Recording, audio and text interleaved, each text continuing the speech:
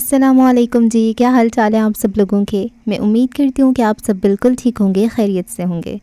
Novel Bismil by مہر النساء شاہ میر کی یہ 16ویں قسط ہے، اور اگر آپ 16ویں قسط تک پہنچ گئے ہیں اور آپ نے چینل کو نہیں کیا سبسکرائب تو فوراً سے چینل کو سبسکرائب کر لیں۔ باب ہشتم، وہ پل کہ جب قفس ٹوٹا۔ اہل جہاں میں ساتھ کہیں بیٹھے تھے کچھ یار کبھی، افسردہ بے بس دل گرفتہ پرنم لاچار، ہر ایک کے تھے دکھ کئی، سب نے دیکھ رکھے تھے سکھ کبھی۔ میر محفل نے پھر بات چھیڑی، گویا درد کی بیتی رات ادھیڑی۔ چہمگوئیاں ہوئی کئی بیان ہوئیں، پھر بربادیاں کئی، ہر ایک تھا قفس کے جالے میں، ملک الآفات تھا گویا سرہانے پہ۔ مجھ سے چھوٹے دوست سبھی، میں تھا آفت جب ہی روٹھے تعلق سبھی۔ عین جوانی میں کھوئی محبت، پھر پڑا میں بری صحبت۔ میر محفل غموں کی داد رسی کرتا، دوستوں سے پھر ہمدردی کرتا۔ تم سب ہو قفس کے جالے میں، نہیں لا سکتا میں تم کو اجالے میں۔ ہر انسان کے ہیں قفس کئی، میں نے دیکھے ہیں بے بس کئی۔ ہر انسان ہے اپنا بازو خود، مدد کا ہاتھ فرار کا ساتھ خود۔ جو قصے تم نے سنے تھے پرستانوں کے، جس میں آتے تھے مسیحا جہانوں کے، میرے عزیزوں وہ قصے تمام جھوٹے تھے، مناؤ ان کو جو ترش روی سے روٹھے تھے۔ یہ قفس سبھی وقتی ہیں، ہوں گی ختم جو تم ٹوٹی سختی ہیں۔ بنو پھر اپنا بازو تم، دھو لو اپنے آنسو تم، رکھو کہانی میں قدم واپس تم، جہاں تم ہو شہزادے تم ہو ملکہ تم ہی آسیب اور تم بے عیب۔ چڑھاؤ چہرے پہ مکھٹ کئی، بناؤ پھر پہچانے کئی، بہاؤ خوف آج سبھی۔ یہ پل ہے جب قفس ٹوٹے گا، ہاں لازم ہے دل تو ضرور بھینچے گا۔ مگر یاد رکھنا ایک بات تم، نصیحت رکھنا اپنے ساتھ تم، ہے درد فسانہ زندگی حقیقت، قفس موت آزادی نعمت۔ چاہے باقی پل ہوں دو، چاہے پھر کل ہو نہ ہو، پھینکو اپنے قفس کو تم، اتار پھینکو رنج سارے، زخمی دل سہلاؤ، روتی آنکھ بہلاؤ اور میرے ساتھ دہراؤ، یہ ہے وہ پل جب قفس ٹوٹا۔ جاگتے جاگتے ایک عمر کٹی ہو جیسے، کوئی فریاد میرے دل میں دبی ہو جیسے۔ یہ موجودہ دن سے ایک دن قبل کا منظر ہے۔ جگجیت سنگھ کا گانا کیس کبیر کی گاڑی میں مدھم آواز میں بج رہا تھا۔ وہ پچھلی نشست پہ بیٹھا تھا، گردن ڈھلکائے آنکھیں موند رکھی تھی، بال بکھر کر ماتھے پہ گر رہے تھے اور لباس پہ بڑے بڑے سرخ دھبے تھے۔ وہ خون تھا، اس کے اپنے ماموں کا خون، جسے وہ تھوڑی دیر قبل قتل کر کے آ رہا تھا۔ ذہن بار بار بھٹک کر ماضی میں چلا جاتا تھا۔ بند آنکھوں کے پار وہ ایک دہشت ناک منظر دیکھ رہا تھا۔ میرے بابا کو مت مارنا، چیخ چیخ کر یہ الفاظ کہتے ہوئے وہ بے بسی کی حدود چھو رہا تھا۔ ماضی کے فلیش بیکس آنکھوں کے آگے گھوم رہے تھے، جن میں ایک لمبی سڑک پہ 3 گاڑیاں الٹ کر گرائی گئی تھیں، جن کے شیشے گولیوں سے چکنا چور تھے۔ کچھ لوگ ان کے اندر پھنسے ہوئے تھے، ایک گاڑی انسانی چیخوں سے گونج رہی تھی، لوگ اندر زندہ جل رہے تھے۔ کیس کا خاندان زندہ جل رہا تھا، آہیں کہ راہیں عرش کو دہلا دیتی تھیں۔ انہی الٹی گاڑیوں میں سے ایک میں عبداللہ زمان بھی تھا، وہ جس کا آدھا دھڑ گاڑی کے اندر پھنسا ہوا تھا۔ آگ کے بھڑکتے نارنجی شعلے وہ اپنی آنکھوں سے دیکھ رہا تھا۔ سڑک کے عین بیچوں بیچ اس نے دیکھا کہ اس کے ماموں حاکم نواب، حاتم نواب اور ان کے کئی ساتھی اس کے چچا اور بابا کو اپنے نرغے میں لیے کھڑے تھے۔ اسی پل کیس نے دیکھا کہ حاتم نواب کے ہاتھ میں پکڑا خنجر سرور کمبیر کے سینے میں پیوست ہوا۔ اپنی بہن کا انتقام آج وہ لے چکے۔ کئی سال سے پنپتا لاوا اس خنجر کے ذریعے وہ اپنے دشمن کے جسم میں اتار چکے تھے۔ اگلے کئی بار اسی طرح ہوئے، سر میں، پسلیوں میں، سینے اور پیٹ میں وہ دھڑا دھڑ انہیں مارتے چلے گئے۔ کیس چیخ رہا تھا، باہر نکلنے کی تگ و دو کر رہا تھا، مگر بیکار۔ اس بہتے خون کو روک لینا چاہتا تھا، وہ کسی طرح باہر نکل کر اپنے خاندان کو بچا لینا چاہتا تھا۔ سرور کے عقب میں کھڑے زمان کمبیر کی آنکھیں پتھرا رہی تھیں۔ کیس چیخ چیخ کر انہیں روک رہا تھا، یہاں سے نکلنے کی دہائی دے رہا تھا۔ 6-7 مردوں کے نرغے سے اس ایک مرد نے خود کو چھڑوایا اور اپنے بھائی کی اور بھاگا تھا۔ اپنے بھائی کو مرنے نہیں دے سکتا تھا۔ زمان آگے بڑھے مگر شمعی قسمت کے پیٹھ پہ گولیاں داغ دی گئیں۔ وہ گھٹنوں کے بل لڑکھڑا کر گرے، جسم سے نکل کر پھیلتا ہوا خون سڑک بھگو رہا تھا۔ کیس شل رہ گیا، اس کی آواز نکلنا بند ہو چکی تھی، اس کی آنکھیں ساکن رہ گئیں۔ گاڑی میں جلتی ہوئی اس کے بہن بھائی بھی ساکت، شاید مر گئے تھے، شاید آخری سانسیں گن رہے تھے۔ کیس نے آنکھیں جھپک کر اپنے باپ کو دیکھنا چاہا، مناظر دھندلے تھے۔ ہاں اس کا چہرہ گیلا تھا، ہاں بس وہ رو رہا تھا، بری طرح بے آواز رو رہا تھا۔ وہ 7 افراد پلٹ رہے تھے۔ حاکم نواب نے کچٹتی سی نگاہ گاڑی کے اندر پھنسے کیس پہ ڈالی اور آگے بڑھ گئے۔ ان کے ساتھی اب 17-18 سالہ بچے کی جانب بڑھ رہے تھے۔ حاتم نواب نے ہاتھ کے اشارے سے انہیں آگے چلنے کو کہا، خود چھوٹے چھوٹے قدم لیتے ہوئے آئے اور اس کے پاس گھٹنوں کے بل بیٹھے۔ آنکھوں میں نرمی تھی۔ کیس ہاتھ باہر نکال کر انہیں مارنا چاہتا تھا، مگر اس آدمی کی نگاہوں میں بسی نرمی میں ذرا برابر فرق نہ آیا۔ میں یہ سب نہیں چاہتا تھا بچے، میں تم سے محبت کرتا ہوں، اس لیے میں تمہارے لیے آسانیاں کروں گا، ہمیشہ۔ انہوں نے ایک جھٹکے سے اسے کھینچ کر باہر نکالا اور سڑک پہ پھینک دیا۔ دیکھو، میں پہلا مظاہرہ کیے جا رہا ہوں، ساری زندگی کروں گا۔ وہ اٹھے۔ کیس ابھی ٹکٹکی باندھے اپنے باپ کو دیکھ رہا تھا۔ مجھ سے بدگمان نہ ہونا، آخری الفاظوں میں بے بسی تھی، اور پھر وہ چلے گئے۔ مگر کیس کے لیے وقت مہربان کبھی نہ ہو سکا۔ حاتم نواب کا چہرہ اس کی آنکھوں میں بس گیا تھا۔ حالیہ وقت شام ڈھل کر رات میں تبدیل ہونے کو تھی۔ آسمان پہ ستارے ٹمٹما رہے تھے۔ شہر خاموشاں کی روشنیاں ہر طرف پھیلی ہوئی تھیں، اور انہی روشنیوں کے سنگ سفر کرتی ہوئی اگر ہاسٹل کے لان کی طرف آؤ تو سنہری آنکھوں والی لڑکی سپاٹ تاثرات کے ساتھ بیٹھی دکھائی دے گی۔ اس کی آنکھیں کتاب پہ جمی تھیں، مگر ذہن میں مختلف خیالات امڑ رہے تھے۔ اس کے ساتھ بیٹھی شیزل موبائل پہ کچھ نیا ڈیکور ڈیزائن بنا رہی تھی۔ دفعتاً اس کا موبائل بجنے لگا۔ زینیا نے بے دلی سے کال اٹینڈ کی۔ موبائل کان سے لگایا۔ بشر کی آواز اس سے بھاری اور بوجھل لگی۔ حاتم چچا کا قتل ہو گیا زینی۔ الفاظ تھے کہ کیا، زینیا نے بے اختیار اپنے دل پہ ہاتھ رکھا تھا۔ قتل اسلام آباد میں ہوا ہے، افروزہ میڈم سے میری بات کرواؤ، ابا اور حاتم چچا کی بیوی کے ساتھ تم بھی گاؤں آ جاؤ۔ وہ رو نہیں رہا تھا، نہ زینیا رو سکی، لیکن ان دونوں کے دل کو جیسے کسی نے چیر دیا ہو۔ قتل کس نے کیا؟ وہ نہیں جانتی تھی اس نے یہ الفاظ کس دقت سے ادا کیے تھے۔ مجھے کیا بتانے کی ضرورت ہے؟ کیا تمہیں وجدان نہیں ملا؟ نہ جانے کیوں مگر وہ تلخ ہوا۔ زینیا کے دل کو دھکا سا لگا تھا۔ اس کا فون والا ہاتھ بے دم ہو کر گرا۔ بشر کال کاٹ چکا تھا۔ اس کی آنکھوں کے گوشے بھیگنے لگے۔ یہ تم نے کیا کر دیا عبداللہ؟ یہ تم نے کیا کیا؟ تم اپنے ساتھ اتنے ظالم کیوں بن گئے ہو؟ تم ہمارے ساتھ اتنے ظالم کیوں ہو؟ اس کی آنکھوں سے آنسو نکلے۔ اسے چچا یاد آئے۔ جب ابا جھڑک دیتے تھے تب چچا انہیں پیار دیتے تھے۔ عبداللہ اور اس کے رشتے پہ سب سے زیادہ خوش وہی تھے۔ وہ زینیا اور عبداللہ کے رشتے کو روحوں کا تعلق بتاتے تھے۔ وہ اس طرح جا نہیں سکتے تھے۔ اس نے گردن جھکا دی۔ آنسو بہہ رہے تھے، لب پھڑپھڑا رہے تھے۔ تم ایسا کیسے کر سکتے ہو عبداللہ؟ یہ تم نے کیا کر دیا؟ یہ میں نے کیا کر دیا؟ اس نے پٹ سے آنکھیں کھولی۔ میں ایسا کیسے کر سکتا ہوں؟ بے چینی۔ اس نے بے اختیار اپنا سینہ مسلا، پھر چہرے پہ آیا پسینہ صاف کیا۔ اس کا سارا جسم کانپنے لگا تھا۔ اسے خوف آ رہا تھا۔ اللہ مجھے معاف نہیں کرے گا حبیب؟ اسے رنج ہوا۔ ایک ہاتھ بری طرح کانپ رہا تھا۔ اسے پینک اٹیک ہوا تھا۔ اسلام قتل کا بدلہ قتل کہتا ہے۔ تسلی دی گئی۔ کیس کو سکون آیا۔ اسے واقعی سکون آ سکا۔ اسے اللہ سے ڈر لگ رہا تھا۔ اسے قتل خون سے ڈر لگ رہا تھا۔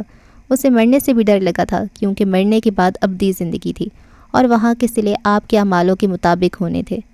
گاڑی اب کیسم کے باہر آ کر رکی تھی۔ پارکنگ میں گاڑی لے جاتی ہوئے اسے کیس کی آواز سنائی دی۔ گاڑی واپس موڑو، مجھے یہ پلز اٹھا کر دو۔ اس نے بے حد پریشانی کے عالم میں سٹوریج باکس کی جانب اشارہ کیا۔ بارش دوبارہ برسنے لگی تھی۔ پانی کی موٹی موٹی بوندیں شیشے پہ پھسل رہی تھیں۔ حدیبیہ نے بغیر کچھ کہے گاڑی دوسری طرف موڑی، دوا کی شیشی اٹھا کر اسے تھمائی۔ کیس نے کانپتے ہاتھوں سے 3 گولیاں ہتھیلی پہ رکھیں۔ اس کی آنکھیں سرخ پڑ رہی تھیں، جسم پسینے سے تر اور دل بہت بری طرح گھبرا رہا تھا۔ تینوں گولیاں پھانک کر اس نے پانی کی بوتل منہ سے لگائی اور غٹا غٹ سارا پانی پی گیا۔ شرٹ کی اوپری بٹن کھول دیے۔ یہ میں نے کیا کر دیا؟ اسے گلٹ ہوا تھا۔ میں ایسا نہیں تھا، اوہ خدایا میں ایسا نہیں تھا۔ وہ پچھلی نشست پہ لیٹ گیا، گھٹنے سینے سے لگا لیے، بازو اپنے گرد پھیلائے۔ اس کی آنکھوں سے چند موٹے موٹے قطرے ٹوٹ کر گرے۔ جانے یہ گلٹ تھا، دکھ یا پھر خوف؟ باس، آپ آرام کرنا چاہتے ہیں تو کمبیر محل چلیں؟ اس نے موڑ کاٹتے ہوئے پوچھا۔ کوئی کمبیر محل میں آرام کیسے کر سکتا ہے حبیب؟ میں وہاں ایک بسمل ہوں۔ اس کی آواز دھیمی پڑ گئی۔ گیلی آنکھیں غنودگی میں جانے لگیں۔ دل کی دھڑکن معمول پہ آئی، اور اگلے چند پلوں میں سکوت تھا۔ وہ سکڑا سمٹا سا سو رہا تھا، چہرہ بھیگا ہوا تھا۔ وہ بس سو رہا تھا، اسے سونا تھا، اور حدیبیہ گاڑی کو نہ جانے کن کن راستوں پہ گھماتی رہی۔ ہاں، مگر وہ کمبیر محل کے آس پاس بھی نہ بھٹکی تھی۔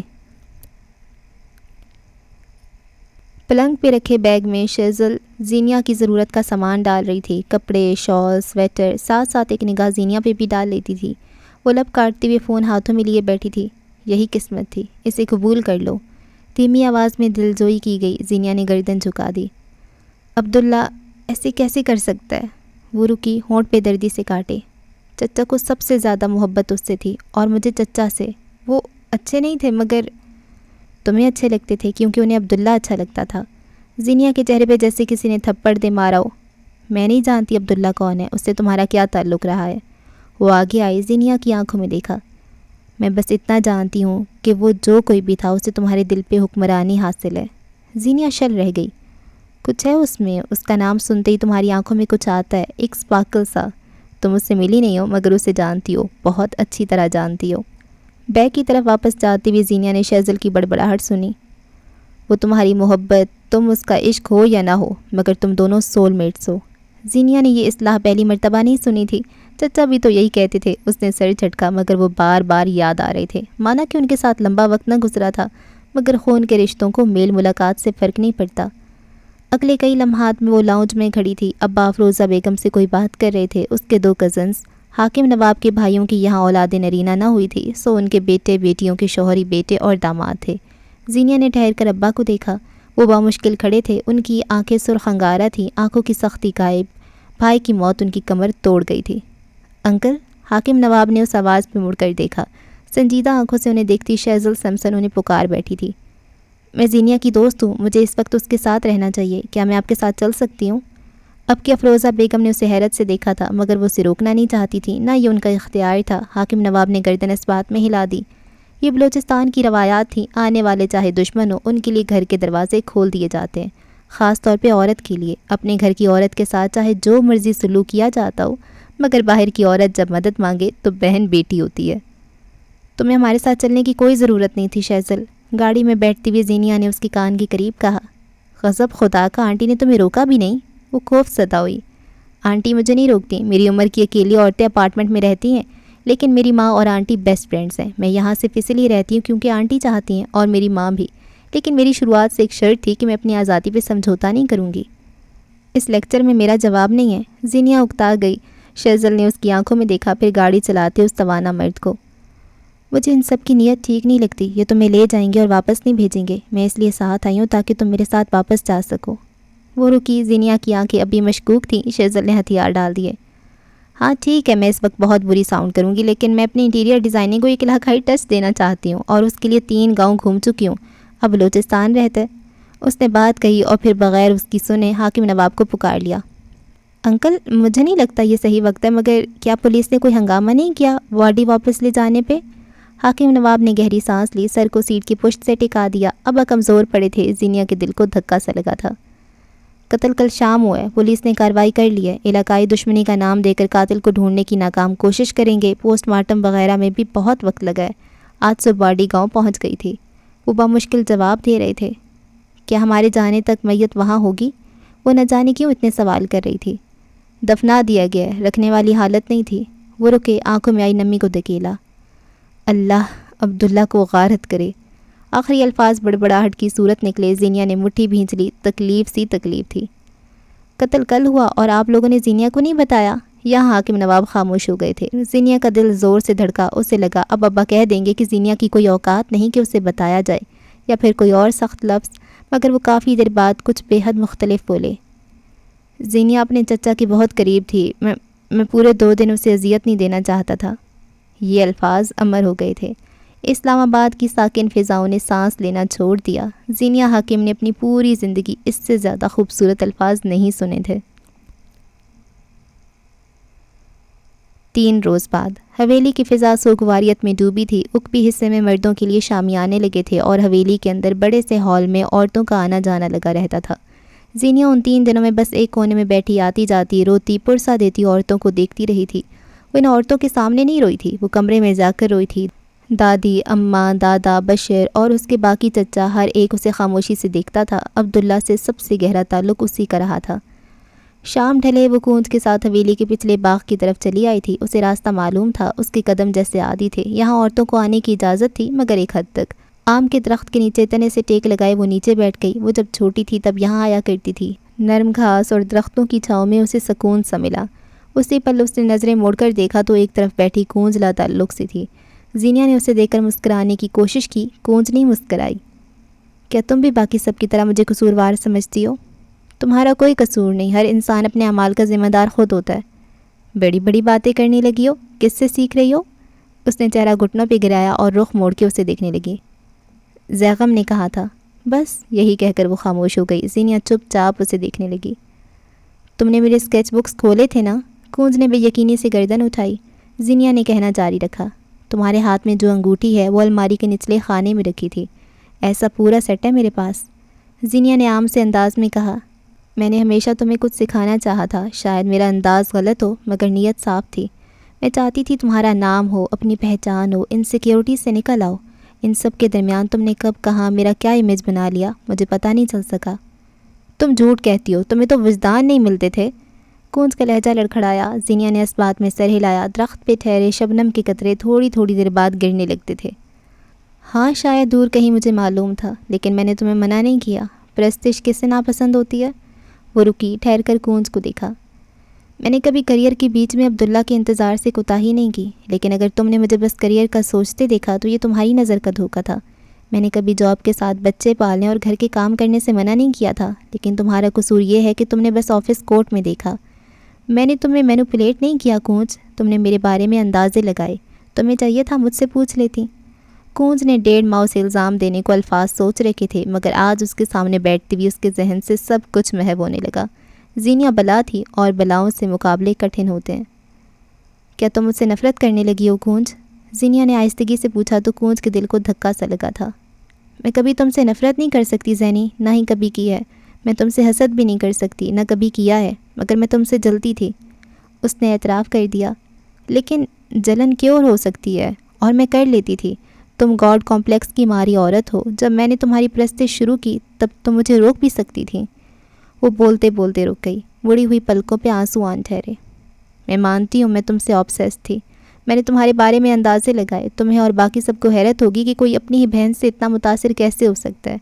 ہم سب کبھی نہ کبھی کسی نہ کسی دور میں کسی شوق، کسی فنکار، کسی کزن یا پھر باپ بھائی سے انسپائر رہے ہوتے ہیں۔ کیوں ہوتے ہیں ہم انسپائر؟ کیونکہ وہ لوگ روشنی میں ہوتے ہیں، ہمیں وہاں بس روشنی اور رونق نظر آتی ہے، مگر حقیقت یہ ہے کہ جو لوگ روشنیوں میں گھرے رہیں ان کا اصل اندھیرا ہوتا ہے۔ زینیا نے تحمل سے جواب دیا۔ صحیح کہا، اسی طرح تم میرے لیے روشنی تھی، میری شمع۔ مجھے تمہارے ہاتھوں کی جگہ ہمیشہ پر نظر آئے تھے، مگر تمہارے اندھیرے کے قریب آ کر دیکھا تو تمہارے ہاتھ تمہاری پشت پہ بندھے تھے، تم قفس زدہ تھیں۔ زینیا ساکن ہو گئی، رنگت ایک لمحے میں سفید پڑ گئی تھی۔ تمہارا قفس میرے قفس سے مختلف ہے، تمہیں بلندیوں نے جکڑ لیا ہے، اتنا کہ تم آج بھی یہاں اپنی بہن کو سمجھانے نہیں مینوپولیٹ کرنے آئی تھی۔ کاش کوئی تمہیں اس ستائشی کمپلیکس سے نکال سکے۔ زینیا کئی لمحے قوت گواہی سے محروم رہ گئی، کئی لمحے دونوں اپنی اپنی جگہ خاموش رہیں۔ کیا تم میری وجہ سے خود کو سزا دو گی؟ اپنے ساتھ ظلم کیوں کر رہی ہو؟ کسی انسان سے اتنا آبسیسڈ بھی نہیں ہوتے کونج، اتنا کہ پرانے دوست چھوڑ دو، حرام تعلق میں پڑ جاؤ اور اپنی ہی بہن سے اتنی نفرت کرنے لگ جاؤ۔ آخری بات زینیا کو خود بھی چبھی تھی۔ میں کچھ بھی تمہاری وجہ سے نہیں کر رہی، ایک ایک لفظ توڑ توڑ کر ادا کیا۔ ہم جن سے محبت کرتے ہیں وہ لوگ اگر ہمیں چھوڑ جائیں، روٹھ جائیں یا پھر بدگمان ہو جائیں تو سب سے پہلا خیال یہی آتا ہے کہ ہم خود کو برباد کریں گے، خود کو نقصان پہنچائیں گے، تاکہ اسے اندازہ ہو کہ اس نے ہمارے ساتھ کتنا غلط کیا۔ سچ کہوں تو ان جا چکے لوگوں کو فرق نہیں پڑتا۔ وہ الفاظ دہرا رہی تھی، بار بار رک رہی تھی، مگر اہم تھا کہ وہ بول رہی تھی۔ ہاں مجھے دکھ ہوا تھا کہ تم ویسی نہیں ہو جیسی میں سمجھتی تھی، لیکن یہ بس دکھ تھا، صدمہ نہیں۔ میں اس سے نکل چکی ہوں۔ سب سے پہلی سوچ میرے ذہن میں بھی یہی تھی کہ اب میں خود کو برباد کر دوں گی تاکہ تمہیں احساس ہو۔ کریپی، زینیا نے تبصرہ کیا۔ آئی ایگری، کونج ہنس پڑی۔ کوئی بھی انسان اس قابل نہیں ہوتا کہ اس کے لیے خود کو نقصان دیا جائے، برباد کیا جائے۔ تو میرے لیے قیمتی تھی، ضروری ہو، مگر اتنی نہیں کہ میں تمہارے لیے خود کو برباد کر دوں۔ ایسا نہیں ہوگا زینیا حاکم، مجھ پہ سب سے زیادہ حق میرا ہے۔ زینیا مسکرا رہی تھی، اسے کونج سے یہ توقعات نہیں تھی۔ زیغم سے میرا تعلق میرا اپنا فیصلہ ہے، پرانی دوستیاں چھوڑنا میرا اپنا فیصلہ ہے۔ خدا کی قسم زینی، میں تم سے یا خود سے کوئی انتقام نہیں لے رہی۔ اس کا لہجہ سچا تھا۔ میرے چاروں اور میں نے تمہارے جیسا بننے کا قفس چڑھا لیا تھا، اب اتار لیے اور اب میں آزاد ہوں۔ تم صحرا میں نظر آنے والا ایلوژن تھی، پاس آنے پہ سب غائب ہو گیا۔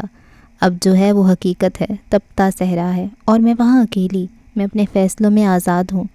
زینیا نے پلکیں جھپکیں اور پھر آنکھیں موند کر درخت کے تنے سے ٹیک لگا لی۔ کیا تم مجھ سے پوچھو گی نہیں یہ سب میں نے کہاں سے سیکھا؟ اس کی ضرورت نہیں، تم وہی عمل دہرا رہی ہو جو عبداللہ کے چھوڑنے پہ میں نے دہرایا تھا۔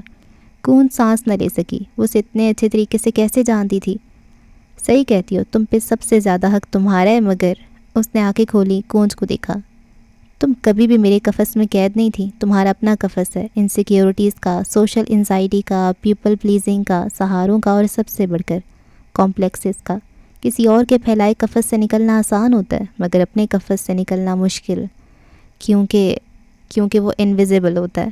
کونج نے اس کی بات مکمل کی، زینیا نے واپس آنکھیں موند لیں، اس کے ارد گرد سناٹے چھا گئے۔ وہ جس قفس سے نکلنا چاہتی تھی وہ زینیا کا نہیں، اس کا اپنا پھیلایا تھا۔ اسپین، بارسلونا، سیاحتی مقامات کا گڑھ، ثقافتوں کا مرکز ہسپانیہ۔ یہ ملک اپنے دل موہ لینے والے آرکیٹیکچر، ثقافت اور خوبصورت سیاحتی مقامات کے لیے مشہور ہے۔ جب آپ اسپین میں اپنے قدم دھریں گے اور عزت مآب گوگل سے پوچھیں گے کہ اس ملک میں آپ کو کن مقامات کی سیر کرنی چاہیے، تو یقین جانیں اتنے نام اور اتنی خوبصورتی دیکھ کر آپ دنگ رہ جائیں گے۔ اسپین کا ایک شہر بارسلونا اس وقت کہانی کا مرکز ہے۔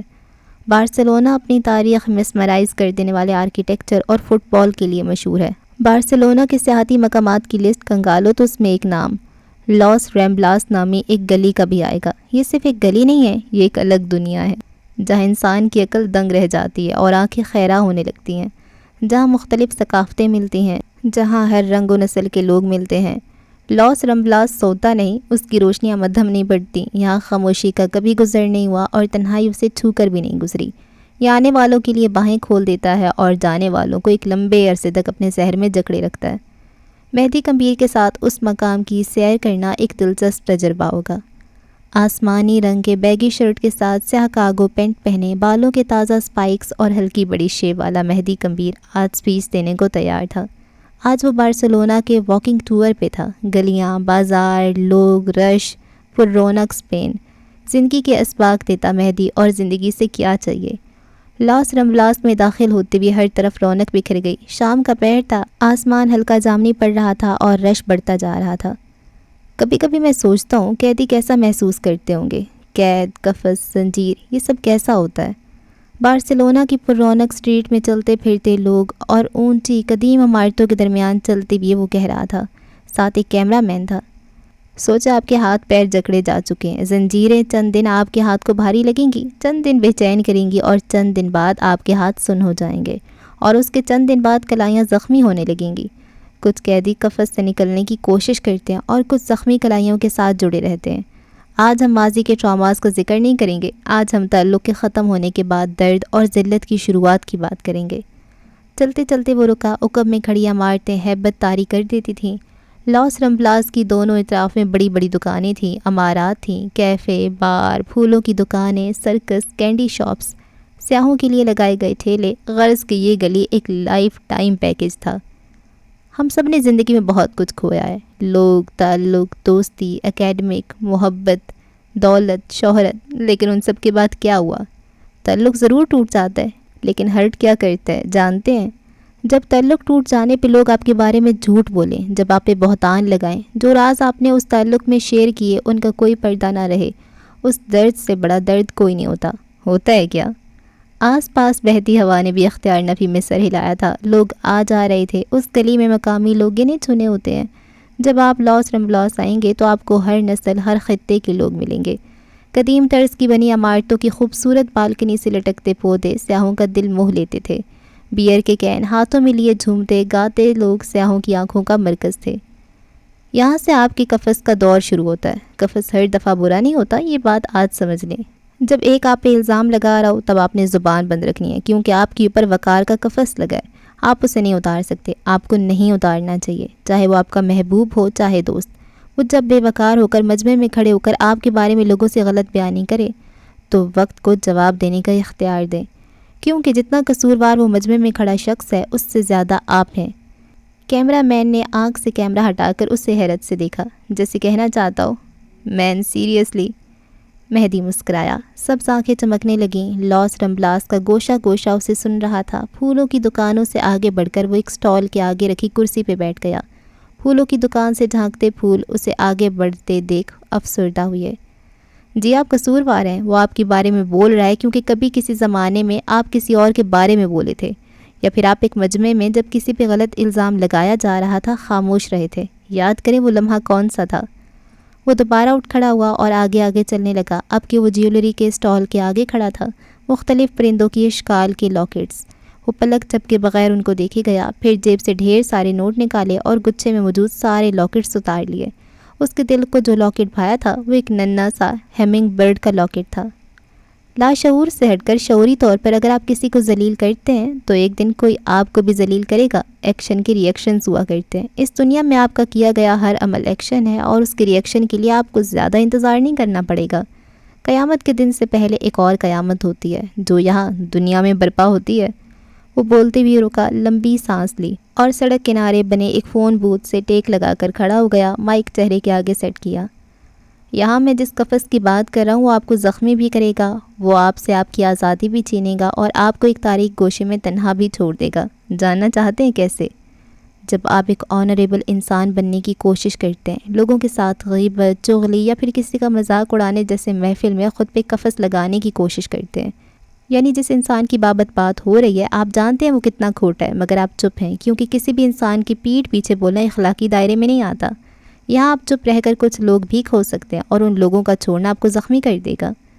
کوئی آپ کو چھوڑ گیا، آپ کے ساتھ ظلم کیا یا پھر آپ کی عزت نہیں کی، آپ اس سے بدلہ لینے کی خاطر خود کو یا اس کو نقصان نہیں پہنچائیں گے، یا آپ کے اندر کے شیطان پہ لگا قفس ہوگا۔ خود کو ہر قسم کی انتقامی کارروائی سے روکنا آپ کو اندر ہی اندر مارے گا۔ آپ لوگوں سے نہیں ملیں گے یا آپ کی آزادی چھین لے گا، مگر آپ ثابت قدم رہیں گے۔ کئی بار آپ کا رزلٹ برا آئے گا، شادی خراب ہوگی، محبوب دھوکہ دے گا، ساری دنیا آپ پہ تنگ ہوگی، ہر طرف سے گھیرا تنگ ہوتا جا رہا ہوگا۔ یہاں آپ پیچھے نہیں ہٹیں گے، یہاں بھی آپ قفس زدہ ہوں گے۔ یہ قفس بھی وقت سے پہلے نہیں ٹوٹنا چاہیے۔ آپ سوچتے ہوں گے کہ میں آپ کو باؤنڈریز کے بارے میں بتا چکا ہوں، اب میں آپ کو قفس کے بارے میں بتا رہا ہوں، یہ دونوں چیزیں ایک جیسی ہیں، ہے نا؟ وہ فون بوتھ سے دور ہٹا، بوڑھی عمارتیں اسے جاتے ہوئے دیکھتی رہیں۔ اب رات کا سا سما ہونے لگا تھا، زرد بتیاں جلا دی گئی تھیں، کیفیز اور بارز کا رش بڑھ رہا تھا۔ لاس رمبلاس کا دن رات کے وقت شروع ہوتا تھا۔ باؤنڈریز آپ کو کئی بار ہرٹ نہیں کرتی، قفس کرے گا، بہت زیادہ کرے گا۔ صرف ہرٹ نہیں، یہ آپ کا دل چیر دے گا۔ دوستوں کی محفل میں سب سے زیادہ ہونے والی چیز غیبت اور چغلی ہے۔ جب آپ اسی چیز سے زبان روک لیں گے تب آپ کے کئی دوست آپ سے کنارہ کریں گے، تب آپ کو معلوم ہوگا ایک قیدی کیسا ہوتا ہے۔ جب آپ کسی انسان کے پیچھے نہیں جائیں گے، خود کو بے توقیر نہیں کریں گے، تب آپ کا دل، محبت کا بھوکا، توجہ کا مارا دل بہت بری طرح ٹوٹے گا۔ تب آپ کو معلوم ہوگا ہاتھوں میں لگی بیڑیوں کی تکلیف کیا ہوتی ہے۔ آپ کو لگتا ہے یہ چیزیں بیکار ہیں، یہ سب آپ کو کچھ نہیں دے گا، سب کو یہی لگتا ہے، لیکن میں آپ کو ایک بات بتاؤں، جس نے قید نہیں دیکھی وہ آزادی کا مطلب ہی نہیں جانتا۔ آپ اگر اسی طرح غیبت اور چغلی میں ملوث رہیں گے تو آپ کے اندر ایک کونا سڑتا چلا جائے گا۔ آپ مکمل طور پہ ہرٹ نہیں ہو سکیں گے، آپ مکمل طور پہ خوش نہیں ہو سکیں گے۔ جس انسان کے ساتھ مل کر آپ کسی اور کو ذلیل کرتے ہیں، آپ کو اس پہ اعتبار نہیں ہوگا، نہ ہی ہونا بھی چاہیے۔ جو کسی کا مذاق اڑا سکتا ہے وہ آپ کا مذاق بھی اڑا سکتا ہے۔ لوگ آپ کو اپنے راز نہیں دیں گے، آپ کی کوئی ڈگنیٹی نہیں ہوگی۔ کیا یہ زندگی ہے؟ میں اس دن مرنا پسند کروں گا جس دن لوگ مجھے یہ کہنے لگے، مہدی یہ بات کسی کو بتانا مت۔ آپ جانتے ہیں یہ بات کیوں کہی جاتی ہے؟ کیونکہ آپ نے کئی بار بات یہاں سے وہاں لگائی ہوتی ہے۔ ہر قید آپ کو ایک بہتر انسان بناتی ہے۔ کہا گیا ہے کہ دنیا مومن کے لیے قید خانہ ہے۔ آپ کو لگتا ہے یہ ظلم ہے؟ یہ آنے والا ریوارڈ ہے۔ یہاں انسان کو حدود میں رہنا ہوتا ہے، یہاں اللہ کی ماننی ہوتی ہے، اور اس کے بعد جب ہم جنت میں جائیں گے ہر پابندی ختم۔ مہدی رک گیا، یہ لمحہ خوبصورت سا تھا، وہاں ہمارے لیے ایک اچھی زندگی ہوگی۔ آخری بات میں امید تھی، لگن تھی۔ اس نے اسپیچ ختم کی، کیمرہ بند ہوا اور وہ آگے بڑھ گیا۔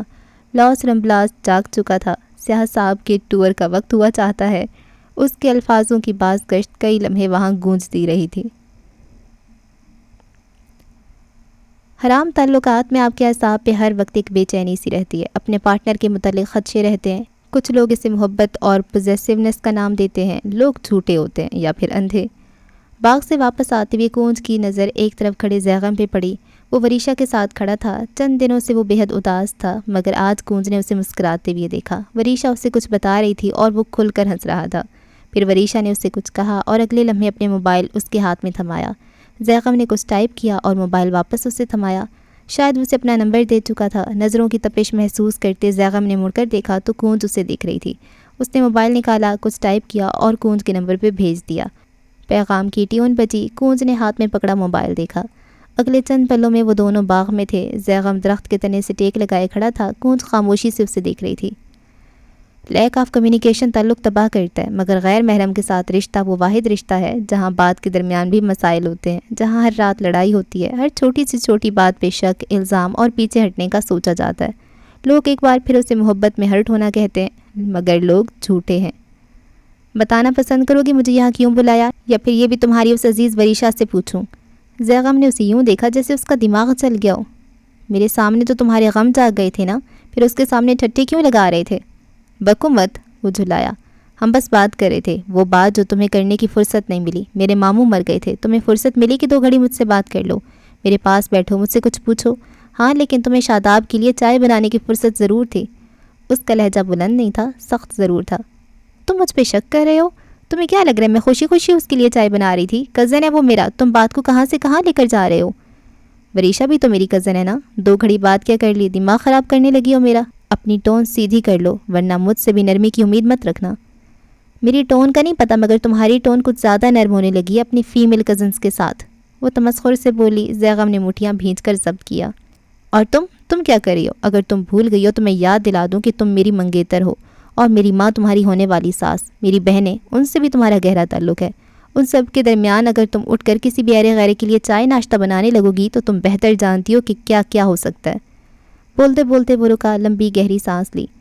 ہماری اتنے دنوں سے بات نہیں ہوئی کونچ، لیکن کیا تمہیں فرق پڑا ہے؟ کیا تمہیں واقعی لگا ہے کہ کچھ مسنگ ہے؟ اور یہاں وہ نرم پڑ گئی۔ ہر جھگڑے، ہر آرگومنٹ کے بعد حرام تعلقات والے کپل یا تو رو دیتے ہیں یا پھر جذباتی ہو جاتے ہیں۔ ایک دوسرے کو معاف کرنا، بات چھوڑ کر آگے بڑھنا، یہ ان کپلز کا خاصہ ہوتا ہے۔ لوگ دوبارہ اسے محبت میں ہر آرگومنٹ ہار جانا کہیں گے، مگر یہ خوف ہوتا ہے۔ آپ کھل کر لڑ نہیں سکتے، آپ کھل کر سامنے والے کو اس کی قصور نہیں گنوا سکتے۔ انسان کے اندر ضمیر نامی کچھ ہوتا ہے جو کچھ ایکشنز لیتا ہے، اور ایسے معاملات میں وہ چپ ساتھ لیتا ہے، کیونکہ اسے معلوم ہوتا ہے کہ وہ گلٹی ہے۔ ایسے تعلقات میں انسان حق پہ ہوتے ہوئے بھی جھکتا ہے، اسے جھکنا پڑتا ہے۔ کونج ٹہر کر اسے دیکھنے لگی تھی، وہ ہرٹ لگتا تھا۔ زیغم، ہم دونوں اس وقت ایک جیسے کڑے وقت سے گزر رہے ہیں۔ تم جانتے ہو جو مر گیا وہ میرا چچا تھا، وہ چچا جس کے ساتھ تمہاری ایک بھی یاد نہیں جڑی، وہ طنزیہ انداز میں بولا۔ کونج سے ضبط کرنا محال ہوا۔ میرے ساتھ ان کا گہرا تعلق تھا، ہم ملتے تھے، ہم ساتھ رہے ہیں، تمہیں تو ان کی شکل بھی یاد نہیں ہوگی۔ کیا ہم دونوں یہاں اپنے خاندانی معاملہ ڈسکس کرنے آئے ہیں؟ کونج نے اس کی بات کاٹی۔ میں نے تو بات کرنے ہی بلایا تھا، اب آگے جو تم چاہو، کیونکہ مجھے نہیں لگتا کہ تم کسی بھی قسم کی بات کرنے میں انٹرسٹڈ ہو۔ اس نے کندھے اچکا دیے۔ کونج نے گہری سانس لی، اپنے وقار پہ ڈھیر ساری لعنت بھیجی، قصوروار نہ ہوتے ہوئے بھی۔ آئی ایم سوری، مجھے تمہارے اور وریشا کے بارے میں ایسا نہیں کہنا چاہیے تھا، حالانکہ وہ اس سے بھی برا کہنا چاہتی تھی کیونکہ اس کا دل بھی خالص نہیں تھا۔ حد سے بڑے ہوئے لوگوں کے دل خالص رہتے ہیں کیا؟ الزام زیغم نے بھی لگایا تھا، مگر جب جھک چکے تو خود کو پورا جھکانا تھا۔ میں تم سے بہت محبت کرتی ہوں زیغم، میں تمہارے لیے پوزیسو ہوں۔ حالانکہ وہ خوف زدہ تھی، اس نے ہار مان لی کیونکہ اسے لگا تھا محبت ہے۔ زیغم نے معاف کر دیا کیونکہ اسے لگا تھا وہ عظیم ہے، محبت کو ہر دفعہ معاف کرنے والا عظیم۔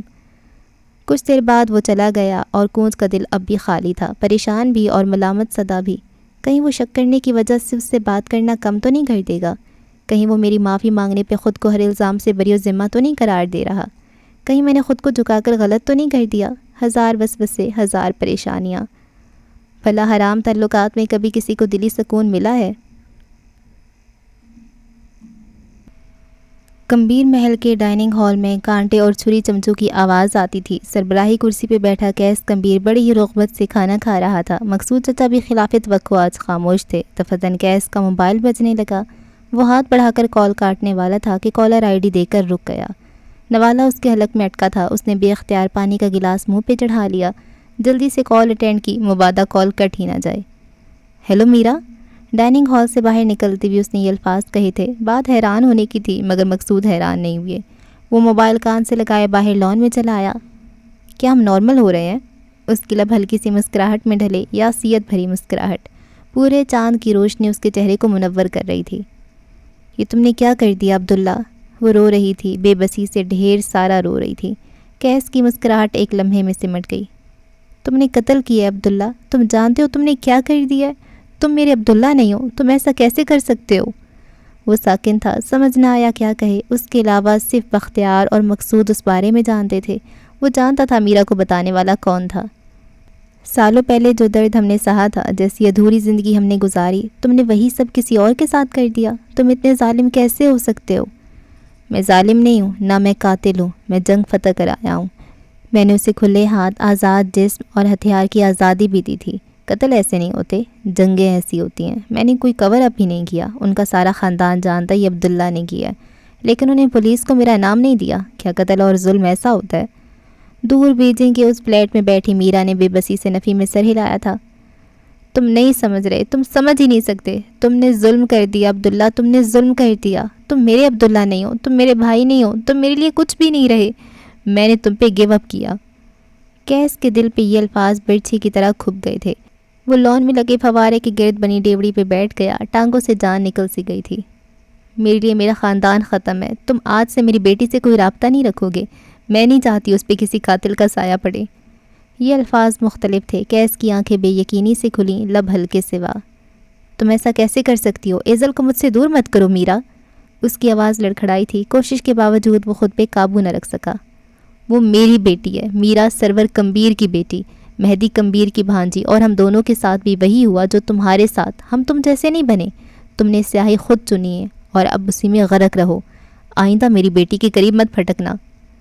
کال کٹ گئی تھی۔ کیس کئی لمحے ساکن اور خالی ہوتے دل کے ساتھ وہاں بیٹھا رہا۔ فوارے کی دھار سے گرتا پانی اس کی پشت بھگو رہا تھا، حلق دکھ رہا تھا، اسے درد ہو رہا تھا۔